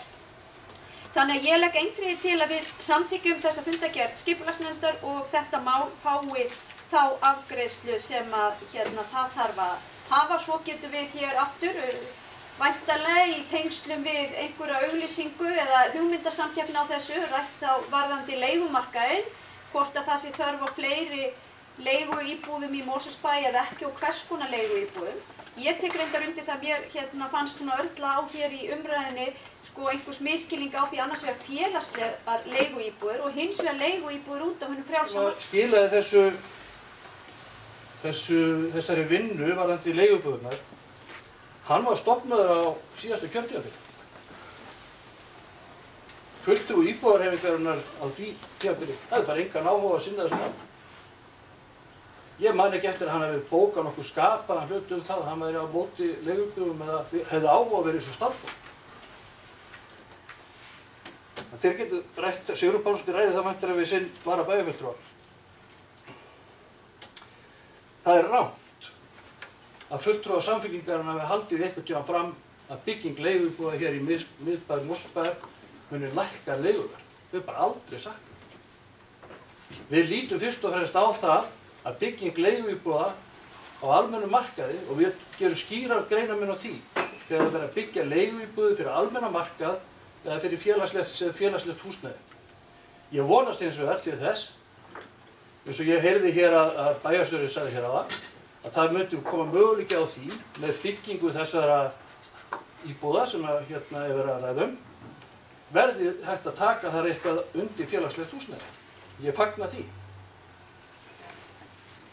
Öðruvísi myndi ég taka undir bæði það sem Bryndís Haraldsdóttir og Haraldur Sverrisson og bæjarfulltrúi Theodór hafa hér sagt. Það var nú eiginlega svona farið bara mjög grundigt yfir þetta mál og hrakið hér rangfærslur sem aðalega koma þó að reikni átt. Ég held að þessi starfshópur sem vann þetta verk hafi bara unnið bara mjög gott verk. Og ég get ekki séð neitt í því, þessum tillögum, sem að útilokar það að byggingarsamvinnufélög eða aðrir geti byggt þessar íbúðir. Bara ekki neitt. Theodór rakti það hér áðan í hverju munurinn á því varðandi byggingarsamvinnufélög og þeir sem byggja leiguhúsnæði. Það felst í fyrst og fremst í fjármögnun. Hér er allavega eftir list yfir að bærinn ætlar ekkert að fara að leggja neinn svimandi há gjöld á gatnagerðargjöld á þetta húsnæði. Það bara samkvæmt gjaldskrá.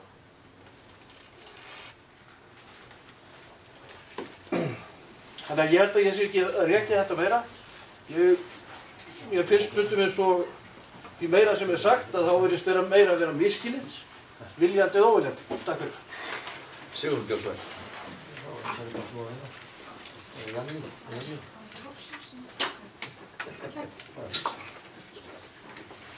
Ágæti forseti. Ólafur, þú sagðir að Anna Sigríður, eitthvað á það leið að Anna Sigríður hefði aldrei talað að það lækkaði íbúðaverð að auka framboðið. Þess vegna ætla ég að lesa upp úr síðustu fundargerð. Það byrjar á 17. mínútu og þar tók Anna Sigríður til máls og sagði fá að taka undir það, hún vildi fá að taka undir það sem hér hefur komið fram á nauðsyn á uppbyggingu leigumarkaðar, ekki bara í Mosfellsbæ, heldur náttúrulega bara víða land. Þetta er lykillinn að því að lækka verðið, það er að auka framboðið. Og já, ég meina sýnið mér fram á það. Sýnið mér fram á það að það sé lykillinn að velferðarsamfélaginu að auka bara framboðið. Sýnið mér það. Ég held nefnilega að þið hafið bara alls ekki reiknað það út. Eða gert nokkra úttekt á því að hvaða áhrif þessar 30 íbúðir hafa á leiguverð í Mosfellsbæ og hvort það virkilega lækka leiguverðið. Og það er þessi skortur á undirbúningsvinnu sem að íbúahreyfingin er að mótmæla hér. Þarna er hlaupið upp til hand og fóta því haldið fram að þessar 30 íbúðir eigi að lækka leiguverð í Mosfellsbæ án þess að það sé nokkur fótur fyrir því. Og hvenær hefur markaðurinn séð að byggja upp velferðarsamfélagið? Þú veist, hingað til hafa það verið sem sagt jöfnunartæki ríkis og sveitarfélaga sem að hafa stuðlað að velferðinni í samfélaginu og þá á ég við jöfnuði í samfélaginu en ekki markaðsöflin. Kannski rétt áður en ég gef Ólaf Inga orðið að því sé til haga haldið að þarna var ekki verið að lesa upp úr fundargerð, heldur væntanlega verið að taka niður úr útsendingum eða upptökur af fundinum síðasta bæjarstjórnarfundi geri ég ráð fyrir. En Ólaf Ingi gjör svo vel.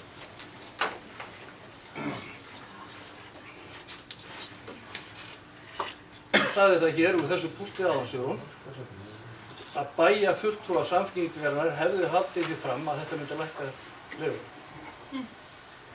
Ég hef bara aldrei sagt það. Það getur vel verið að þú hafa heyrt önnur Sigríði segja það, en ég hef ekki sagt það. Aldrei. Notaðu rétt orð, notaðu eintölu þegar það á við og fleirtölu þegar það á við. Ekki alhæfa og ekki gefa þér niðurstöðuna. Þetta er stuttu máli þannig. Ég er hins vegar alveg á því og ég bara fullyrði það að það er bara yfirleitt þannig með alla hluti að meira framboð þýðir lægra verð. Það er bara svoleiðis. Hvort sem okkur líka það betur að verð. Theodór Gilsson.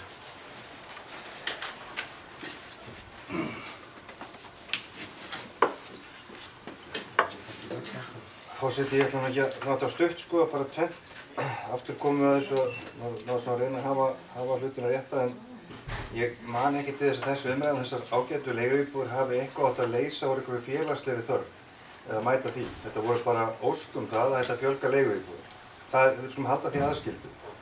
En þú blandar því saman. Við erum ekki að fara í það fyrirkomulag.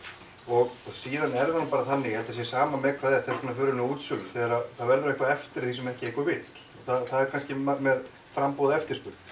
Þannig að fjölga íbúðum Mosfellsbæ 30 sem myndir leigu mun klárlega hafa áhrif. Hvort það er nóg, ég veit það ekki, en það geta allavega þá þeir sem vilja leigja hér leigt þessar 30 íbúðir í versta falli. Og ef það er fleiri þá voru örugglega bara eftirspurn eftir því og við reynum að mæta henni. Takk. Bryndís Gilsson. Sigrún Gilsson. Þannig að maður tala oft. Hún er tillöguflytjandi. Nú kannski ég hafa frestaði þegar Ágæti forseti, mig langar aðeins að taka til máls út af því sem að Theodór var að segja. Hann man ekki eftir því að til þessa verkefnis hafi verið stofnað til að leysa einhverja félagslega þörf. Það er akkúrat það sem að íbúahreyfingin er að setja út á. Það er áðan að fjölbreyttari og öflugri leigumarkaður í Mosfellsbæ gæti líka stuðlað að því að ef þörf væri á og aðstæða væri fyrir hendi að bærinn hefði þá aðgang að fleiri leiguíbúðum til þess að leigja undir félagslegt húsnæði. Og ég tók til dæmi Hamra í því tilfelli. Það er bara verið þannig að félagsmála yfirleitt í Mosfellsbæ þegar þau hafa þurft á því að halda að leigja íbúðir á félagslegum grunni, endurtek á félagslegum grunni fyrir skjólstæðinga þess kerfis hafa átti erfiðleikum með að fá húsnæði á leigu í Mosfellsbæ. Vegna þess að það er ekki til. Það er ekki verið til.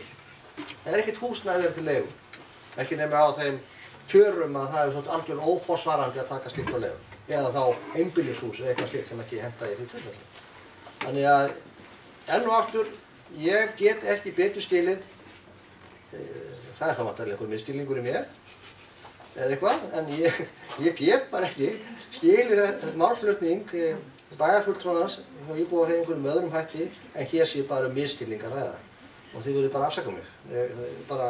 Minn skilningur er ekki, mitt gáfnafæri er þá bara ekki betra en það.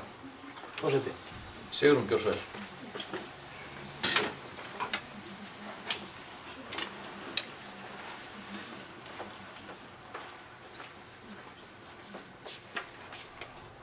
Ágæti forseti, hugtakið misskilningur í mínum huga að verða rannsóknarefni hér í bæjarstjórn Mosfellsbæjar eða ætti í rauninni að verða það. Mig langar að enda þessa umræðu á því að bara undirstrika að íbúahreyfingin er ekki að ætlast til þess að Mosfellsbær byggi íbúðir og reki félagslegar íbúðir. Það sem okkar tillaga gengur út á er að nota öll þau tæki sem mögulega eru til þess að byggja húsnæði sem er ekki of dýrt fyrir fólkið hérna í sveitarfélaginu. Og okkur þykir líka í íbúahreyfingunni að það sé mjög mikilvægt að passa upp á þennan hóp. Það er unga fólkið sem á hér fyrir höndum kannski langa starfsævi og þeir efnaminni meina ég. Og hérna félagslegt húsnæði á vegum sveitarfélagsins, við erum ekki að ræða það. Bryndís Gjósvel. Já, forseti, það er einmitt gott að við erum komin að niðurstaðan það að við erum ekki að ræða félagslegt húsnæði á vegum sveitarfélagsins. Heldur erum við hérna ennþá til umræðu í fundargerð skipulagsnefndar og þarna vorum við að ræða leiguíbúðir í miðbænum. En vegna þess að bæjarfulltrúi íbúahreyfingarinnar kom hér inn á og þau væru mjög hlynnt því að við horfum til þess að hér var hægt að byggja hagkvæm húsnæði fyrir ungt fólk sem á kannski erfitt með að koma sér þak yfir höfuðið.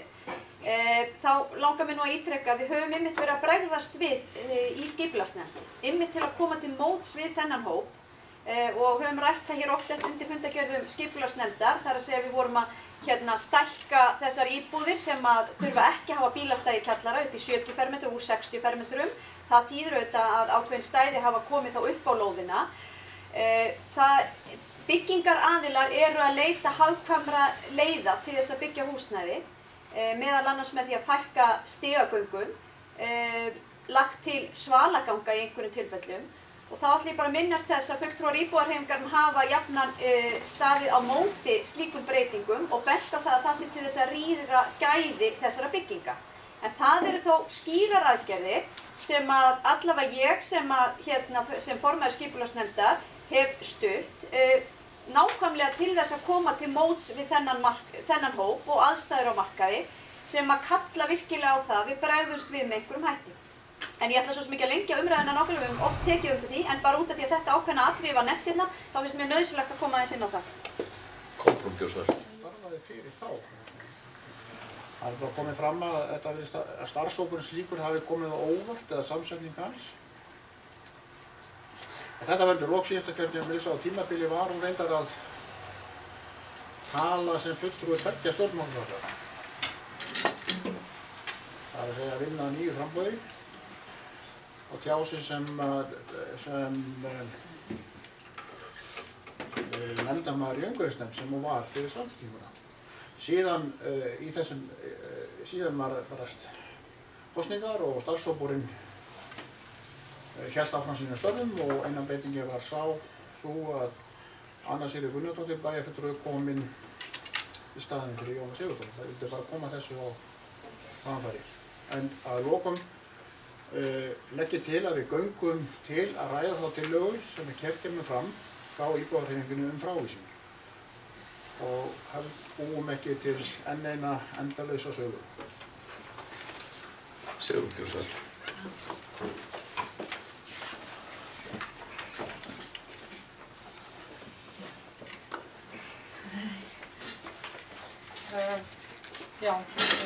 Ágæti forseti, mér langar að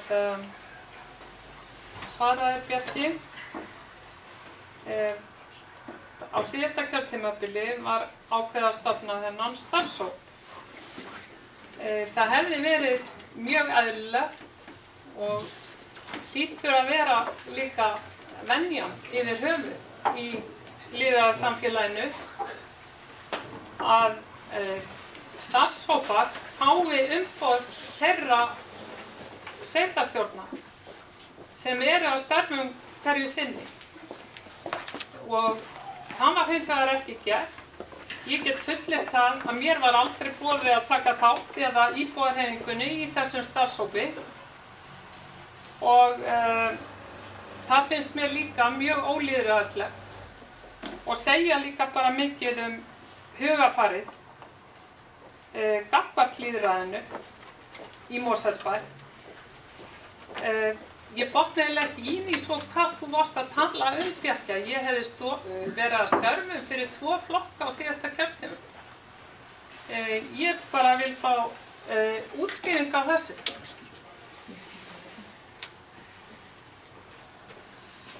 Fleiri sem óska eftir að taka til máls? Það skortir svar. Já, það, Sigrún, Theodór beindi til þess einn spurningu. Kannski gjör svo vel.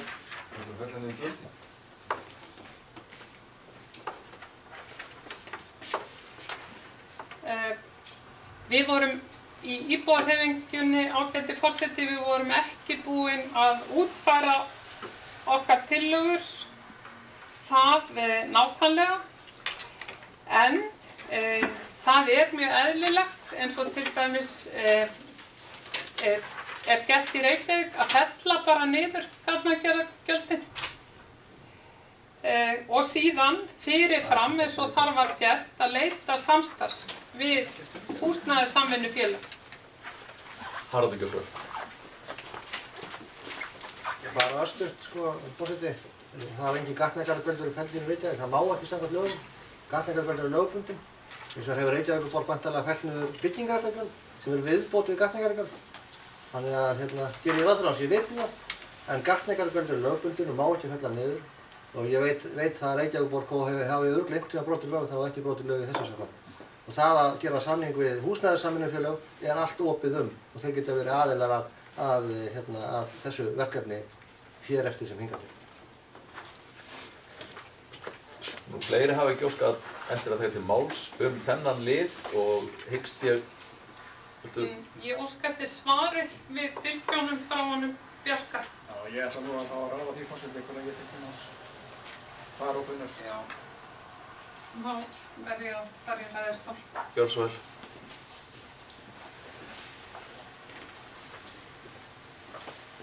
Ég óska bókað ágæti forseti að ég mótmæli harðlega dylgjum fulltrúa Vinstri grænna Bjarka Bjarnasonar að ég hafi starfað fyrir 2 stjórnmálaflokka á síðasta kjörtímabili. Það ósatt. Það færist í bókað. Bjarki, gjör svo vel.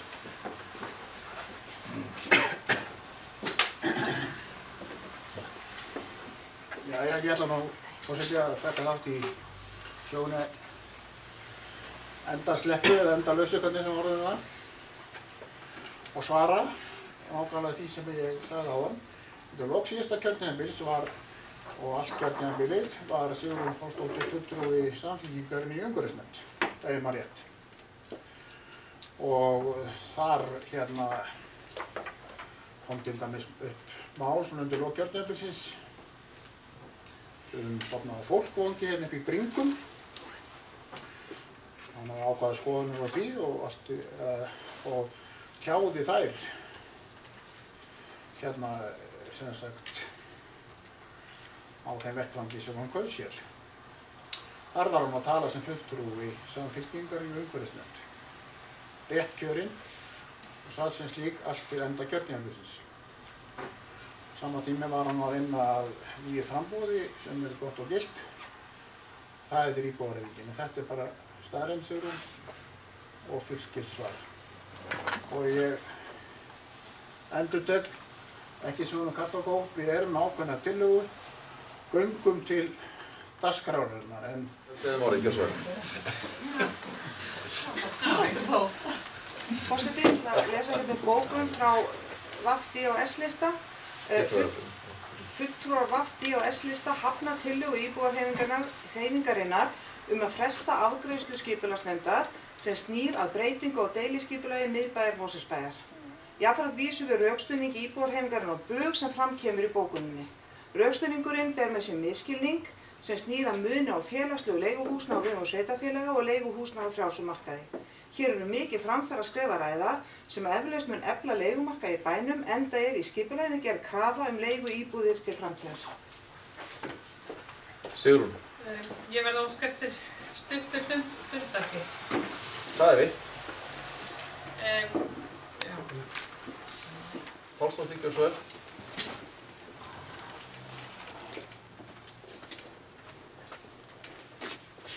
Já, ágæti forseti, mig langar að bóka og bókunin hljóðar svo: Bæjarfulltrúi íbúahreyfingarinnar mótmælir þeirri rangfærslu sem fram kemur í bókun DS og VAF-lista. Eins og íbúahreyfingin hefur ítrekað bent á ekki verið að leggja til að Mosfellsbær byggi og reki félagslegar íbúðir, heldur noti þau verkfæri sem sveitarfélagið býr yfir til að hafa áhrif til lækkunar leiguverðs, ungu fólki og efnaminni til hagsbóta. Á þeirri viðleitni örlar ekki tillögum starfshóps.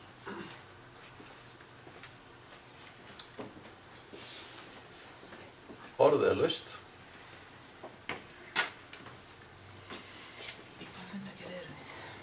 Skipulagsnefndar. Ef að enginn kveður sér hljóðs, þá ætla ég að... Forseti, þú ert að tala bara undir þessu máli og... Bara undir 5. dagskrárlið í skipulagsnefnd. Og þá ætla ég að leita eftir því hvort að það sé óskað eftir því að hann verði afgreiddur sérstaklega í fundargerð skipulagsnefndar. Þar sem að það hefur verið allnokkur og löng umræða þann dagskrárlið, þá ætla ég að gera tillögu minni að við greiðum atkvæði hann hér og nú og síðan höldum við áfram með fundargerð skipulagsnefndar í framhaldinu. Hann þá frá og afgreiddur. Þeir sem að staðfesta 5. dagskrárlið skipulagsnefndar eins og hann liggur fyrir hér í fundargerð skipulagsnefndar, gjör svo gefa merki og á móti. Þannig samþykktum við 8 atkvæðum. Þá orðið laust fundargerð skipulagsnefndar að öðru leyti. Bryndís, gjör svo vel.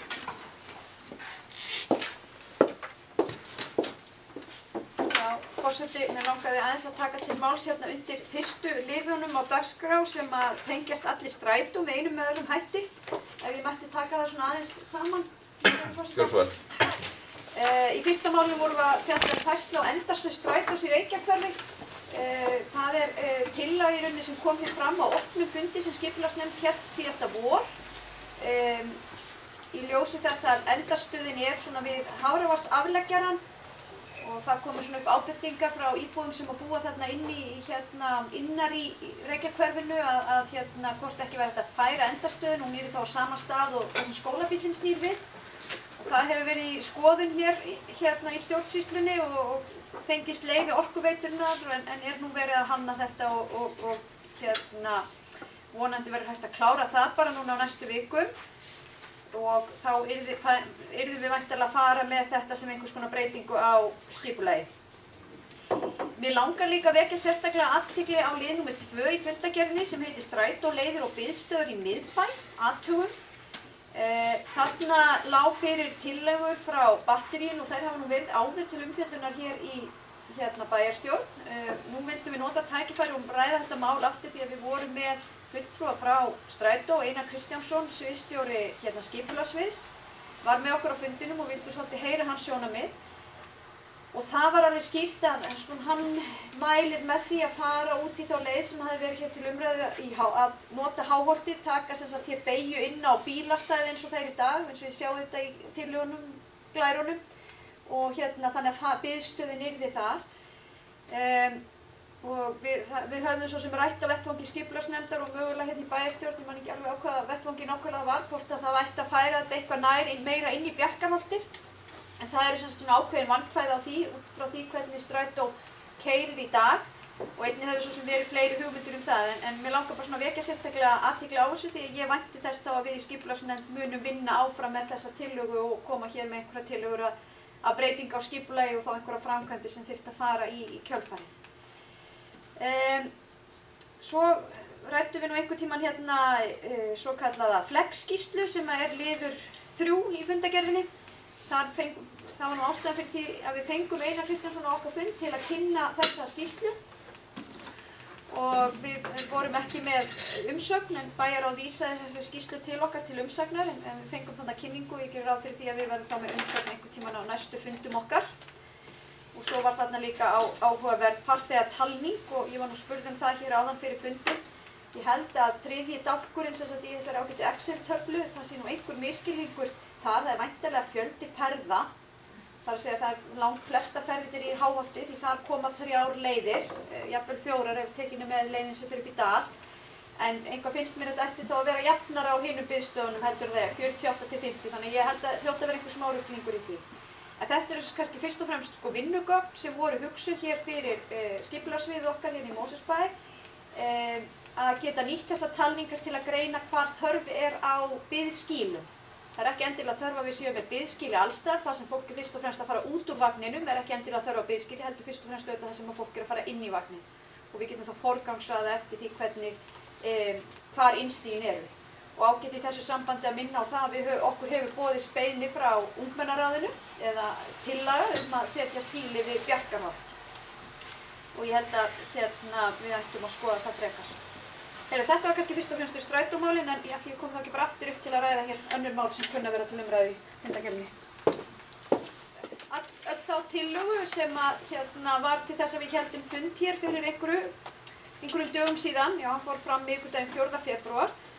Þá teljum við sem sagt að þessu málsnúmeri sé lokið og vísum þar lendi í bókun til þá málsnúmers sem er liður númer 12 í dagskránni sem heitir þá uppbygging skólamannvirkja og skólahverfa í Mosfellsbæ.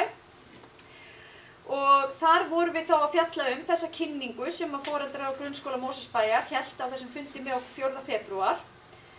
Og við höfum svo sem rætt það hér og rætt þetta svolítið í skipulagsnefnd, höfum áður fengið ákveðna tillögu frá þeim og það hefur verið rýnt og við erum búin að kalla saman svona ákveðin gögn. En nefndin samþykkti, með leyfi forseta, þá bókuðum við svo skipulagsnefnd felur embættismönnum að yfirfara kynningu FGMOs með tilliti til þess hvort tölulegar upplýsingar standist og ef svo hvaða áhrif það hafi á hugmyndina. Eða þess svo ekki fyrirgefið, hvaða áhrif það hafi á hugmyndina. Jafnframt verið skoða hvort það séu aðrar tölulegar upplýsingar eða önnur atriði sem vanti sem hafi áhrif á framkomnar hugmyndir.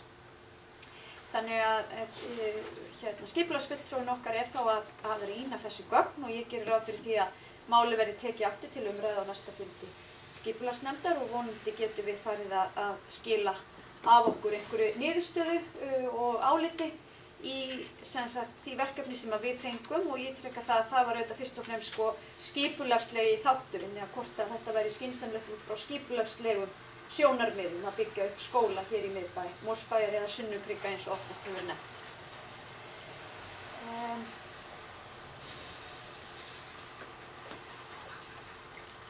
Nei, fleira hætti að segja. Fleiri hafa ekki kvatt sér hljóðs, þannig að umræðum er lokið. Þeir sem að samþykkja fundagerðina, það er að segja alla aðra liði heldur 15 dagskrárlið sem við höfum þegar samþykkt eins og þau einstakir liðir bera með sér og gjör svo ekki að merki. Takk fyrir. Hún er samþykkt með 9 atkvæðum. Þá tökum við því næst fyrir fundagerð umhverfisnefndar og það er 157. fundur sem var haldinn 18. febrúar. Er ekki ungmennar á þetta? Fór ég fram hjá? Já, þetta er sleppt ungmennar. Ég er með þetta í annarri röð heldur en þið. Því mér er alltaf kastað hérna út úr þessari ágætu gátt hérna. Eru þið á því að það sé framar hérna? Þetta er í annarri röð hjá mér. En það tökum ungmennaráðið, Bryndís Gjórsvel.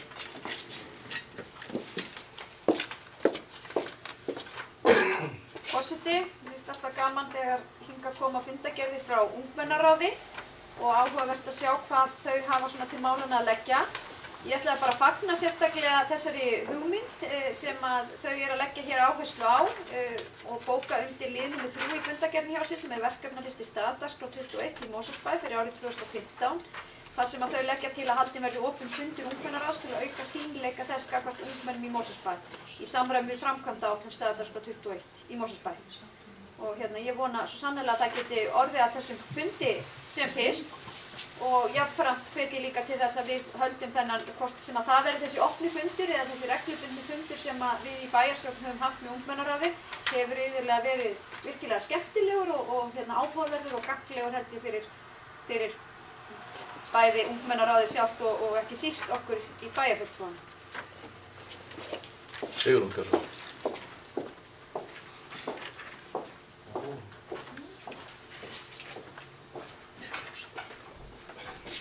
Já, ágæti forseti.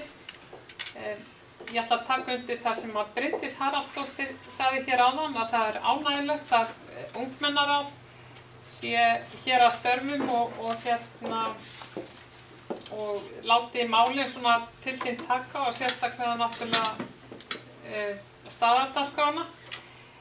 En það sem mig langaði að segja hérna er að ég sá fyrir stuttu að Seltjarnarnesbær fékk sérstök verðlaun fyrir það að ungmennaráðið þar er öllum frjálst og öllum krökkum sem áhuga hafa á því að mæta á fundi ungmennaráðsins er frjálst að koma á það fundi og mér langaði bara hreinlega að leggja til að þetta yrði borið undir ungmennaráðið, hvort að það væri ekki bara gaman að allir fengi að taka þátt sem að það vilja. Sérstaklega af því að þetta verkefni hjá Seltjarnarnesbæ var að fá verðlaun. Ég tel rétt að ef að breyta samþykktum varðandi þetta þá sé rétt að það sé tekið upp á vettvangi bæjarráðs og þá útfært nánar. Þannig ég beini því til þín, Sigrún, að koma með erindi þar á lútandi og það verður þá skoðað. En annars er við Gjórsvel.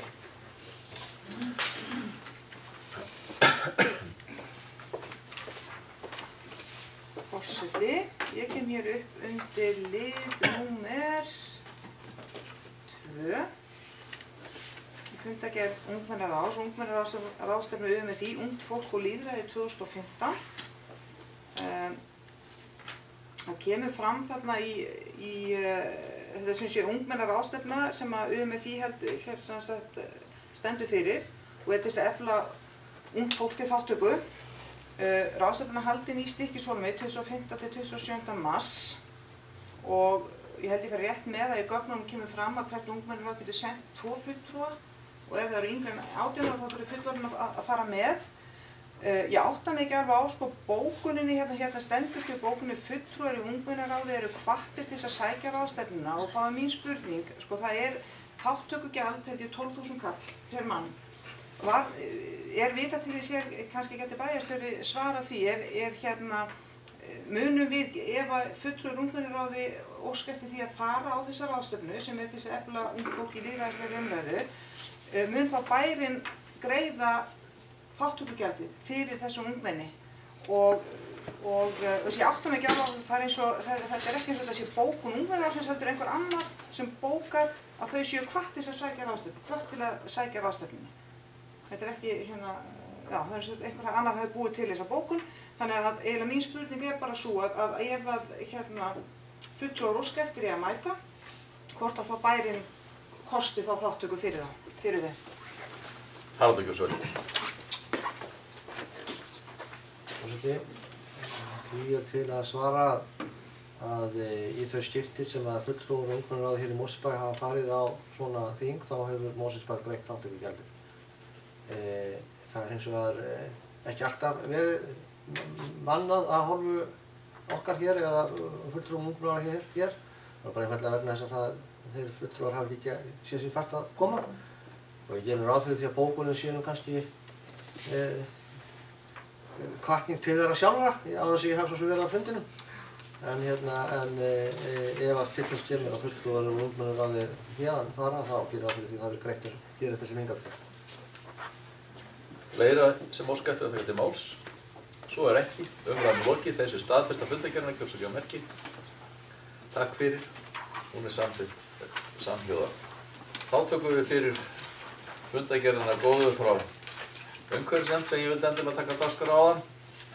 Það var 157. fundur sem haldinn var 18. febrúar og ég óttast ef mér hefði láðst að geta þess að fundargerð ungmennaráðs sem vorum að taka fyrir var 27. fundur og fundur var haldinn 11. febrúar, svo það komið fram. En orðið er laust fundargerð umhverfisnefndar. Ef enginn kveður sér hljóðs, þá er umræðum lokið. Þeir sem að staðfesta fundargerðina gjörðu svo gefa merki. Takk fyrir og hún er staðfest með 8 atkvæðum.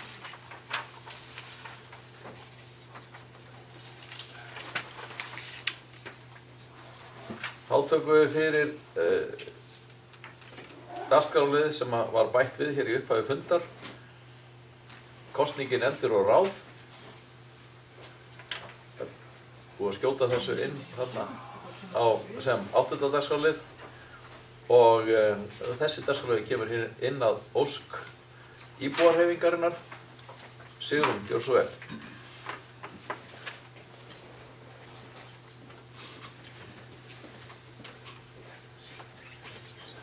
Já, ágæti forseti, málið snýst nýjan varamann íbúarhreyfingarinnar í fjölskyldunefnd.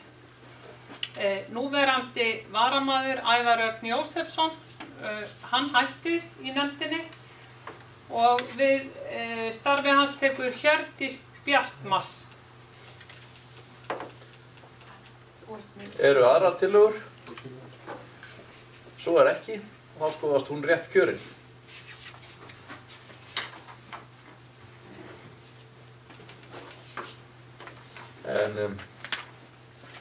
Og þá tökum við fyrir næst afgreiðslufund byggingafulltrúa.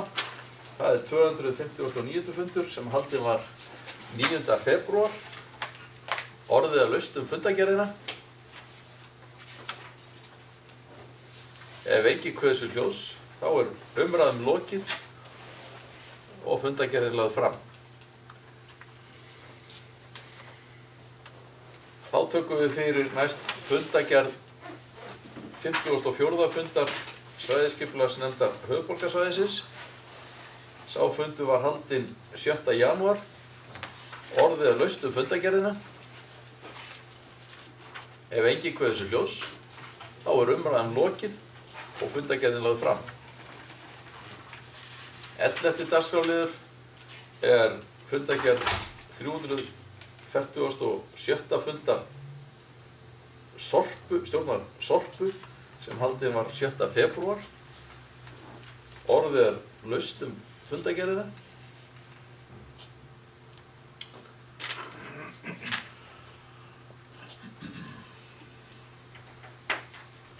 Það er kannski rétt að ég nefni 3. dagskrárlið í þessari fundargerð þar sem að það var fjallað niðurstöðu héraðsdóms í máli Sorpu gegn Samkeppniseftirlitinu.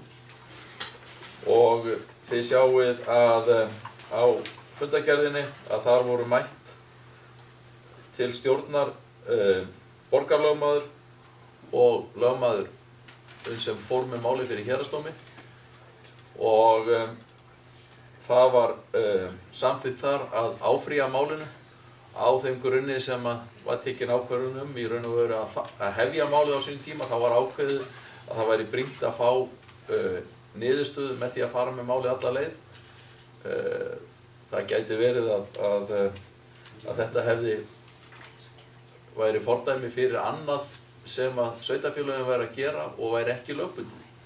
Þannig að svona í því ljósi og sveitarfélögin verða þá kannski að skoða aðra þætti sem er verið að sinna, sem eru ekki lögbundnir, eftir hver niðurstaða Hæstaréttar verður í þessu máli. Það vildi vekja athygli á þessu. Eru fleiri sem vilja tjá sig fundargerð stjórnar Sorpu? Ef ekki, þá umræðan lokið og fundargerðin lögð fram. Þá komum við að fundargerð stjórnar Strætó og við byrjum fyrst samkvæmt dagskránni á fundargerð 212. fundar sem var 16. febrúar. Bryndís, gjörðu svo vel.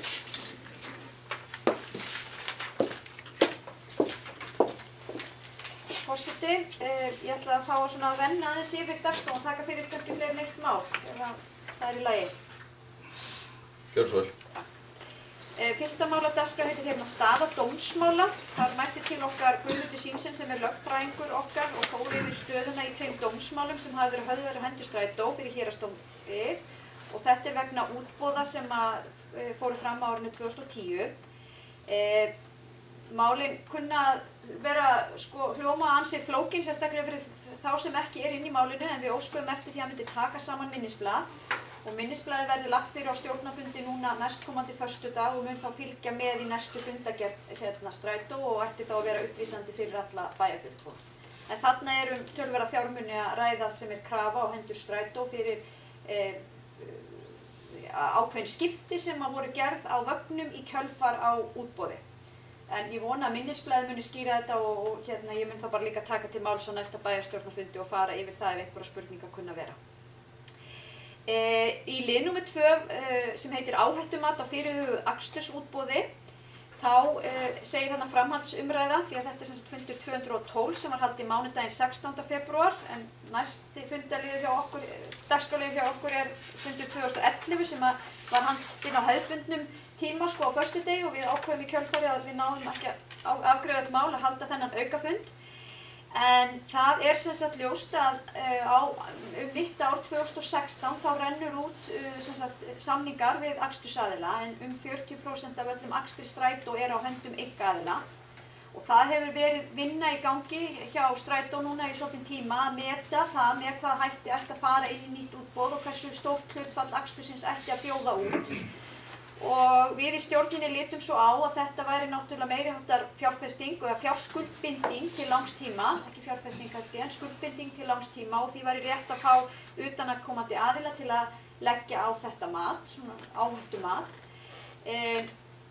Og hann hafði farið yfir það þarna á fundinum áður og við erum að velta vöngum hvað þetta varðar en þið hafið eflaust séð það í einhverjum gögnunum að þá hefur hafa stjórnendur hjá Strætó lagt fram svona ákveðna sviðsmyndagreiningu og hafa mælt með þeirri leið að við förum í að bjóða út 50% af akstrinum og mælt með svokölluðu samningskaupaferli hvað það varðar og þá þarf að starta því ferli mjög fljótlega því það tekur töluverðan tíma svo allt sé nú komið og orðið í lagi þegar samningar renna út mitt ár 2016.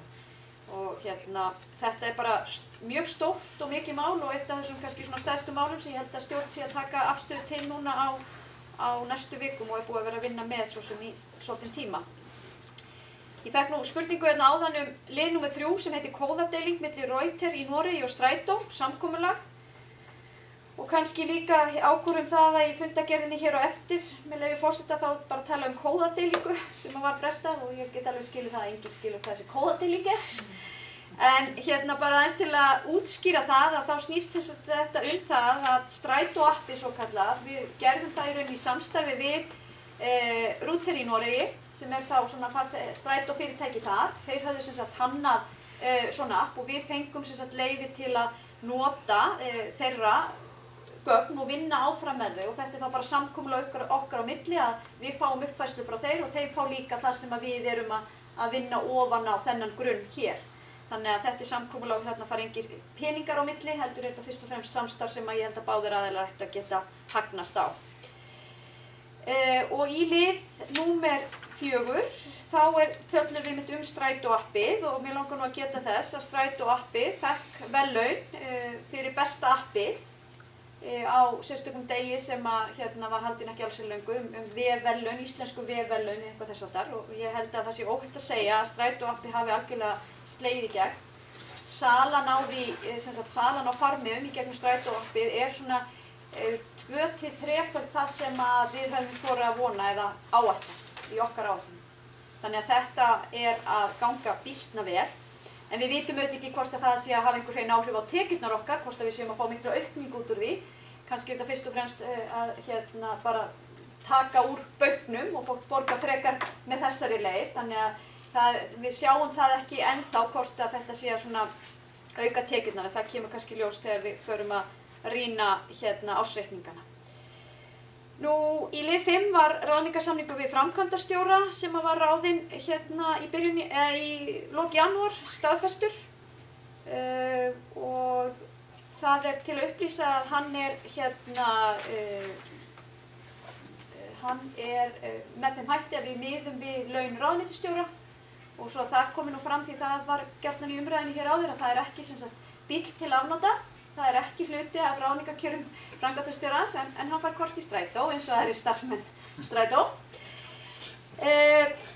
Svo var farið yfir fyrirhugaðar breytingar á tímatöflu og vaktakerfi. Ég veit ekki hvort að bæjarfulltrúar hafi orðið áskynja það en það hefur verið svolítil umræða þessar breytingar sem gerðar voru á fyrirkomulaginu áramótin og ákveðnir hnökrar sem höfðu verið þar sem þurftu svona að laga og það þá líka þess valdandi að nýr framkvæmdastjóri aðeins að taka á vaktakerfinu sem að bílstjórar hafa gagnrýnt og telja vera að ganga inn á sinn svona rétt til kaffi og matastunda og þeir hafa svona gagnrýnt þetta svolítið þannig að við erum að reyna að taka á því og reyna að gera þetta svona, ef maður nota orðið manneskjulegra, þannig að fólk geti frekar verið sátt við það og uppfylli að sjálfsögðu eins og það á að gera allar skyldur hvað frítíma og annað varðar. Svo þarna fyrirspurn frá borgarráði og mér langar að koma inn á það því það hefur verið töluvert í umræðinum að borgarfulltrúar hafa gagnrýnt að ekki hafi borist svör frá strætó. Það svo sem ekki hefur hingað til ekkert verið mjög algengt að okkur hafi verið að berast fyrirspurnir frá eigendum í gegnum borgar eða bæjarráð. En það hefur borið töluvert á þessu núna og við í stjórninni tókum það ákvörðun okkur fannst eðlilegt að þau færu fyrir stjórnarfund og samskipti við eigendur færi fram í gegnum stjórn. En það væri ekki þannig að kjörnir fulltrúar í sveitarfélögum gætu verið að senda fyrirspurnum þeim væri svarað af starfsmönnum eingöngu.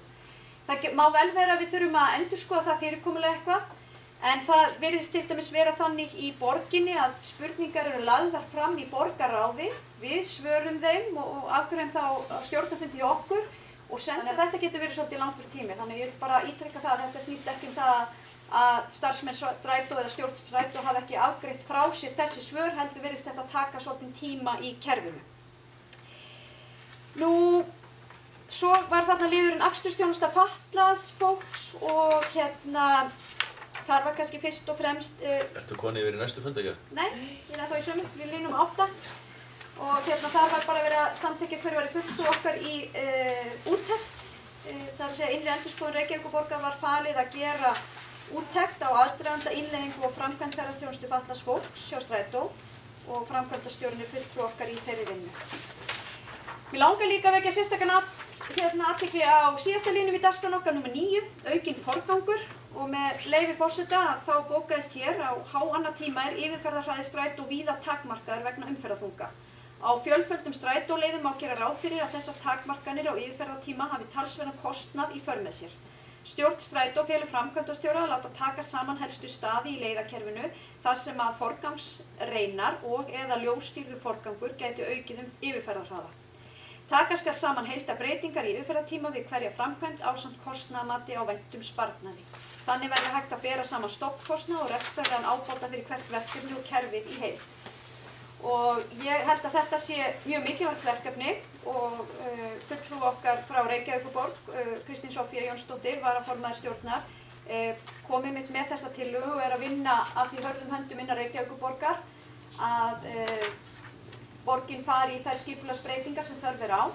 Og ég held að við þurfum líka hér að skoða þetta hjá okkur. Ég sé nú ekki í fljótu bragði að þetta lúti að fleiri stöðum en fyrst og fremst Vesturlandsveginum og þar af leiðandi samstarfi við Vegagerðina það. En ég held að við ættum svo sannarlega að ljá máls á því við Vegagerðina að huga að svona forgangsreinum á Vesturlandsveginum. Þá ætla ég að láta þessari yfirferð minni lokið og mun ekki taka ykkur væntanlega til mikillar gleði til umræðu undir fundargerð 211 nema ég verði spurt sérstaklega út í hana. Já, varðandi þetta þá finnst bara, ef ég gef sjálfur mér orðið hér, að varðandi það að svör til borgarinnar fari fyrir stjórn, þá finnst mér það til fyrirmyndar og mjög góð breyting. Svo ég kom inn á 9. dagskrárliðinn og þá hef ég tekið eftir því að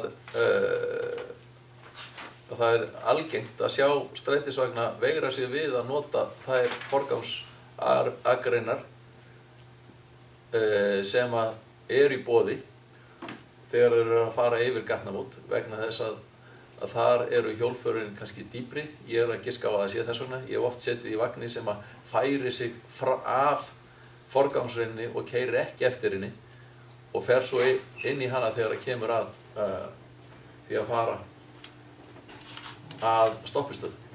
Þessu hef ég tekið eftir bæði þegar það verið að fara yfir Hálendisbrautina eða eftir Miklubrautinni og tekið líka sérstaklega eftir þessu þegar að verið að fara eftir Suðurlandsbrautinni og að koma að Kringlumýrarbrautinni úr austri. Það forgangsröð. Þar færa vagnarnir sig gjarnan yfir í almennu akreinina og nýta hann ekki. Ég hef oft verið að velta á öngum yfir í af hverju vagnstjórarnir gera þetta í. Það hljóta að vera einhverjar skýringar en ég hef tekið eftir því ef þeir keyra eftir forgangsröðinni og ekki að fara á bara mjög hægan hraða þá skröltir vagninn svona vel og hressilega, en svona bara koma þessu svona að. En Theodór, gjörðu svo vel.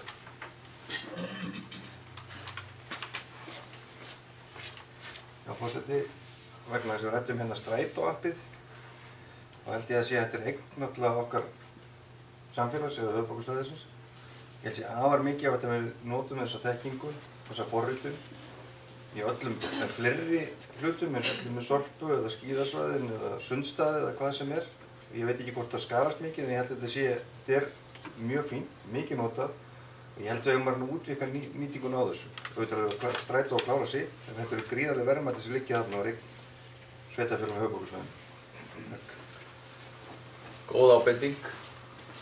Fleiri sem eftir að æskja þess að taka til máls. Svo ekki, þá fundargerðin lögð fram. Þá tökum við fyrir síðasta dagskrárliðinn á þessu fundi sem fundargerð 211. fundar stjórnar strætó sem var haldinn 13. febrúar. Og eitthvað kveikt í Bryndísi, þannig að gjörðu svo vel.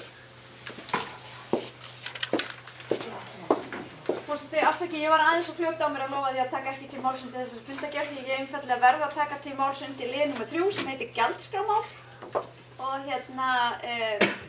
sem sagt á þessum fundi þá var endanlega samþykkt ný gjaldskrá fyrir strætó sem tekur gildi núna 1. mars og hefur svo sem verið til umræðu í fjölmiðlum. Ég ætla bara að ítreka það að sem sagt gjaldskráin var auðvitað hluti af fjárhagsáætlunin okkar og við vorum nú fyrst og fremst að vinna hana á síðustu mánuðum síðasta árs. Við höfum gert ráð fyrir eins og því að það eflaust séð hér í fjárhagsáætlunum 140 milljónum í auknar tekjur. Og það átti að koma annars vegar með auknum farþegafjölda og hins vegar með hækkun gjaldskrár. Hið almenna gjald að hækka úr 350 krónum í 400 krónur og hefur ekki verið hækkað í mjög langan tíma. Gjaldskráin hefur ekki tekið breytingu frá því 2012, þannig að ég held að það hafi verið algjörlega tímabært að hækka hana núna og þetta staka fargjald, þó að það sé svona prósentulega, tiltölulega mikil hækkun, að þá eru 50 krónur, það er svolítið erfitt að fara þarna á milli. Ég man að við höfum áður lagt til að hækka 350 krónur upp í 370 eitthvað þess áttar og starfsmenn voru algjörlega á móti því og það er svona út frá þessum bara hagkvæmni varðandi klinkið. En mér langar að minna sérstaklega á það að þótt að við höfum þurft að hækka gjaldskrána og ég vil auðvitað ítrykka það að það eigendur hafa falið okkur það verkefni að stefna að því að 40% af öllum rekstrarkostnaði Strætó sé greiddur með fargjaldatekjum. Við erum núna rétt að sliga í 30%, þannig að það alveg ljóst að við munum þurfa að hækka fargjöld eitthvað. En á sama tíma viljum við tryggja að fargjöld hækki ekki nema þjónustan sé að aukast að sama skapi. Og það var einmitt þjónustu aukning sem kom til núna áramótin þegar Strætó byrjaði að keyra fyrr á sunnudögum og tíðni var aukin á ákveðnu leiðum, settir inn aukavagnar þar sem þörf var á. En helsta nýbreytnin í þessari nýju gjaldskrá eru árskort fyrir börn og ungmenni. Og ég allavega og við í stjórninni erum býsna stolt og ánægð með þessa ákvörðun. Hingað til hafa ekki verið í boði tímabilskort sérstaklega fyrir börn. Það hafa verið til nemakort og auðvitað geta allir nemar keypt þau, en þau hafa verið kannski á því verði að það hefur aldrei borgað sig fyrir börn eða börn undir 18 ára aldri að kaupa slík kort. Farmiðarnir hafa einfaldlega verið hagkvæmari kostur. Þannig að við lítum á þetta sem svolítið stórt og spennandi skref. Bæði á þetta geta verið hagkvæmara fyrir börn og barnafjölskyldur og ekki síst þetta svona þægindar, ég má sletta svona faktor, að börnin eigi bara sitt afskort með sinni mynd og geti hoppað upp í Strætó og þurfi ekki að vera með miðana og hægt að tína því og það allt saman.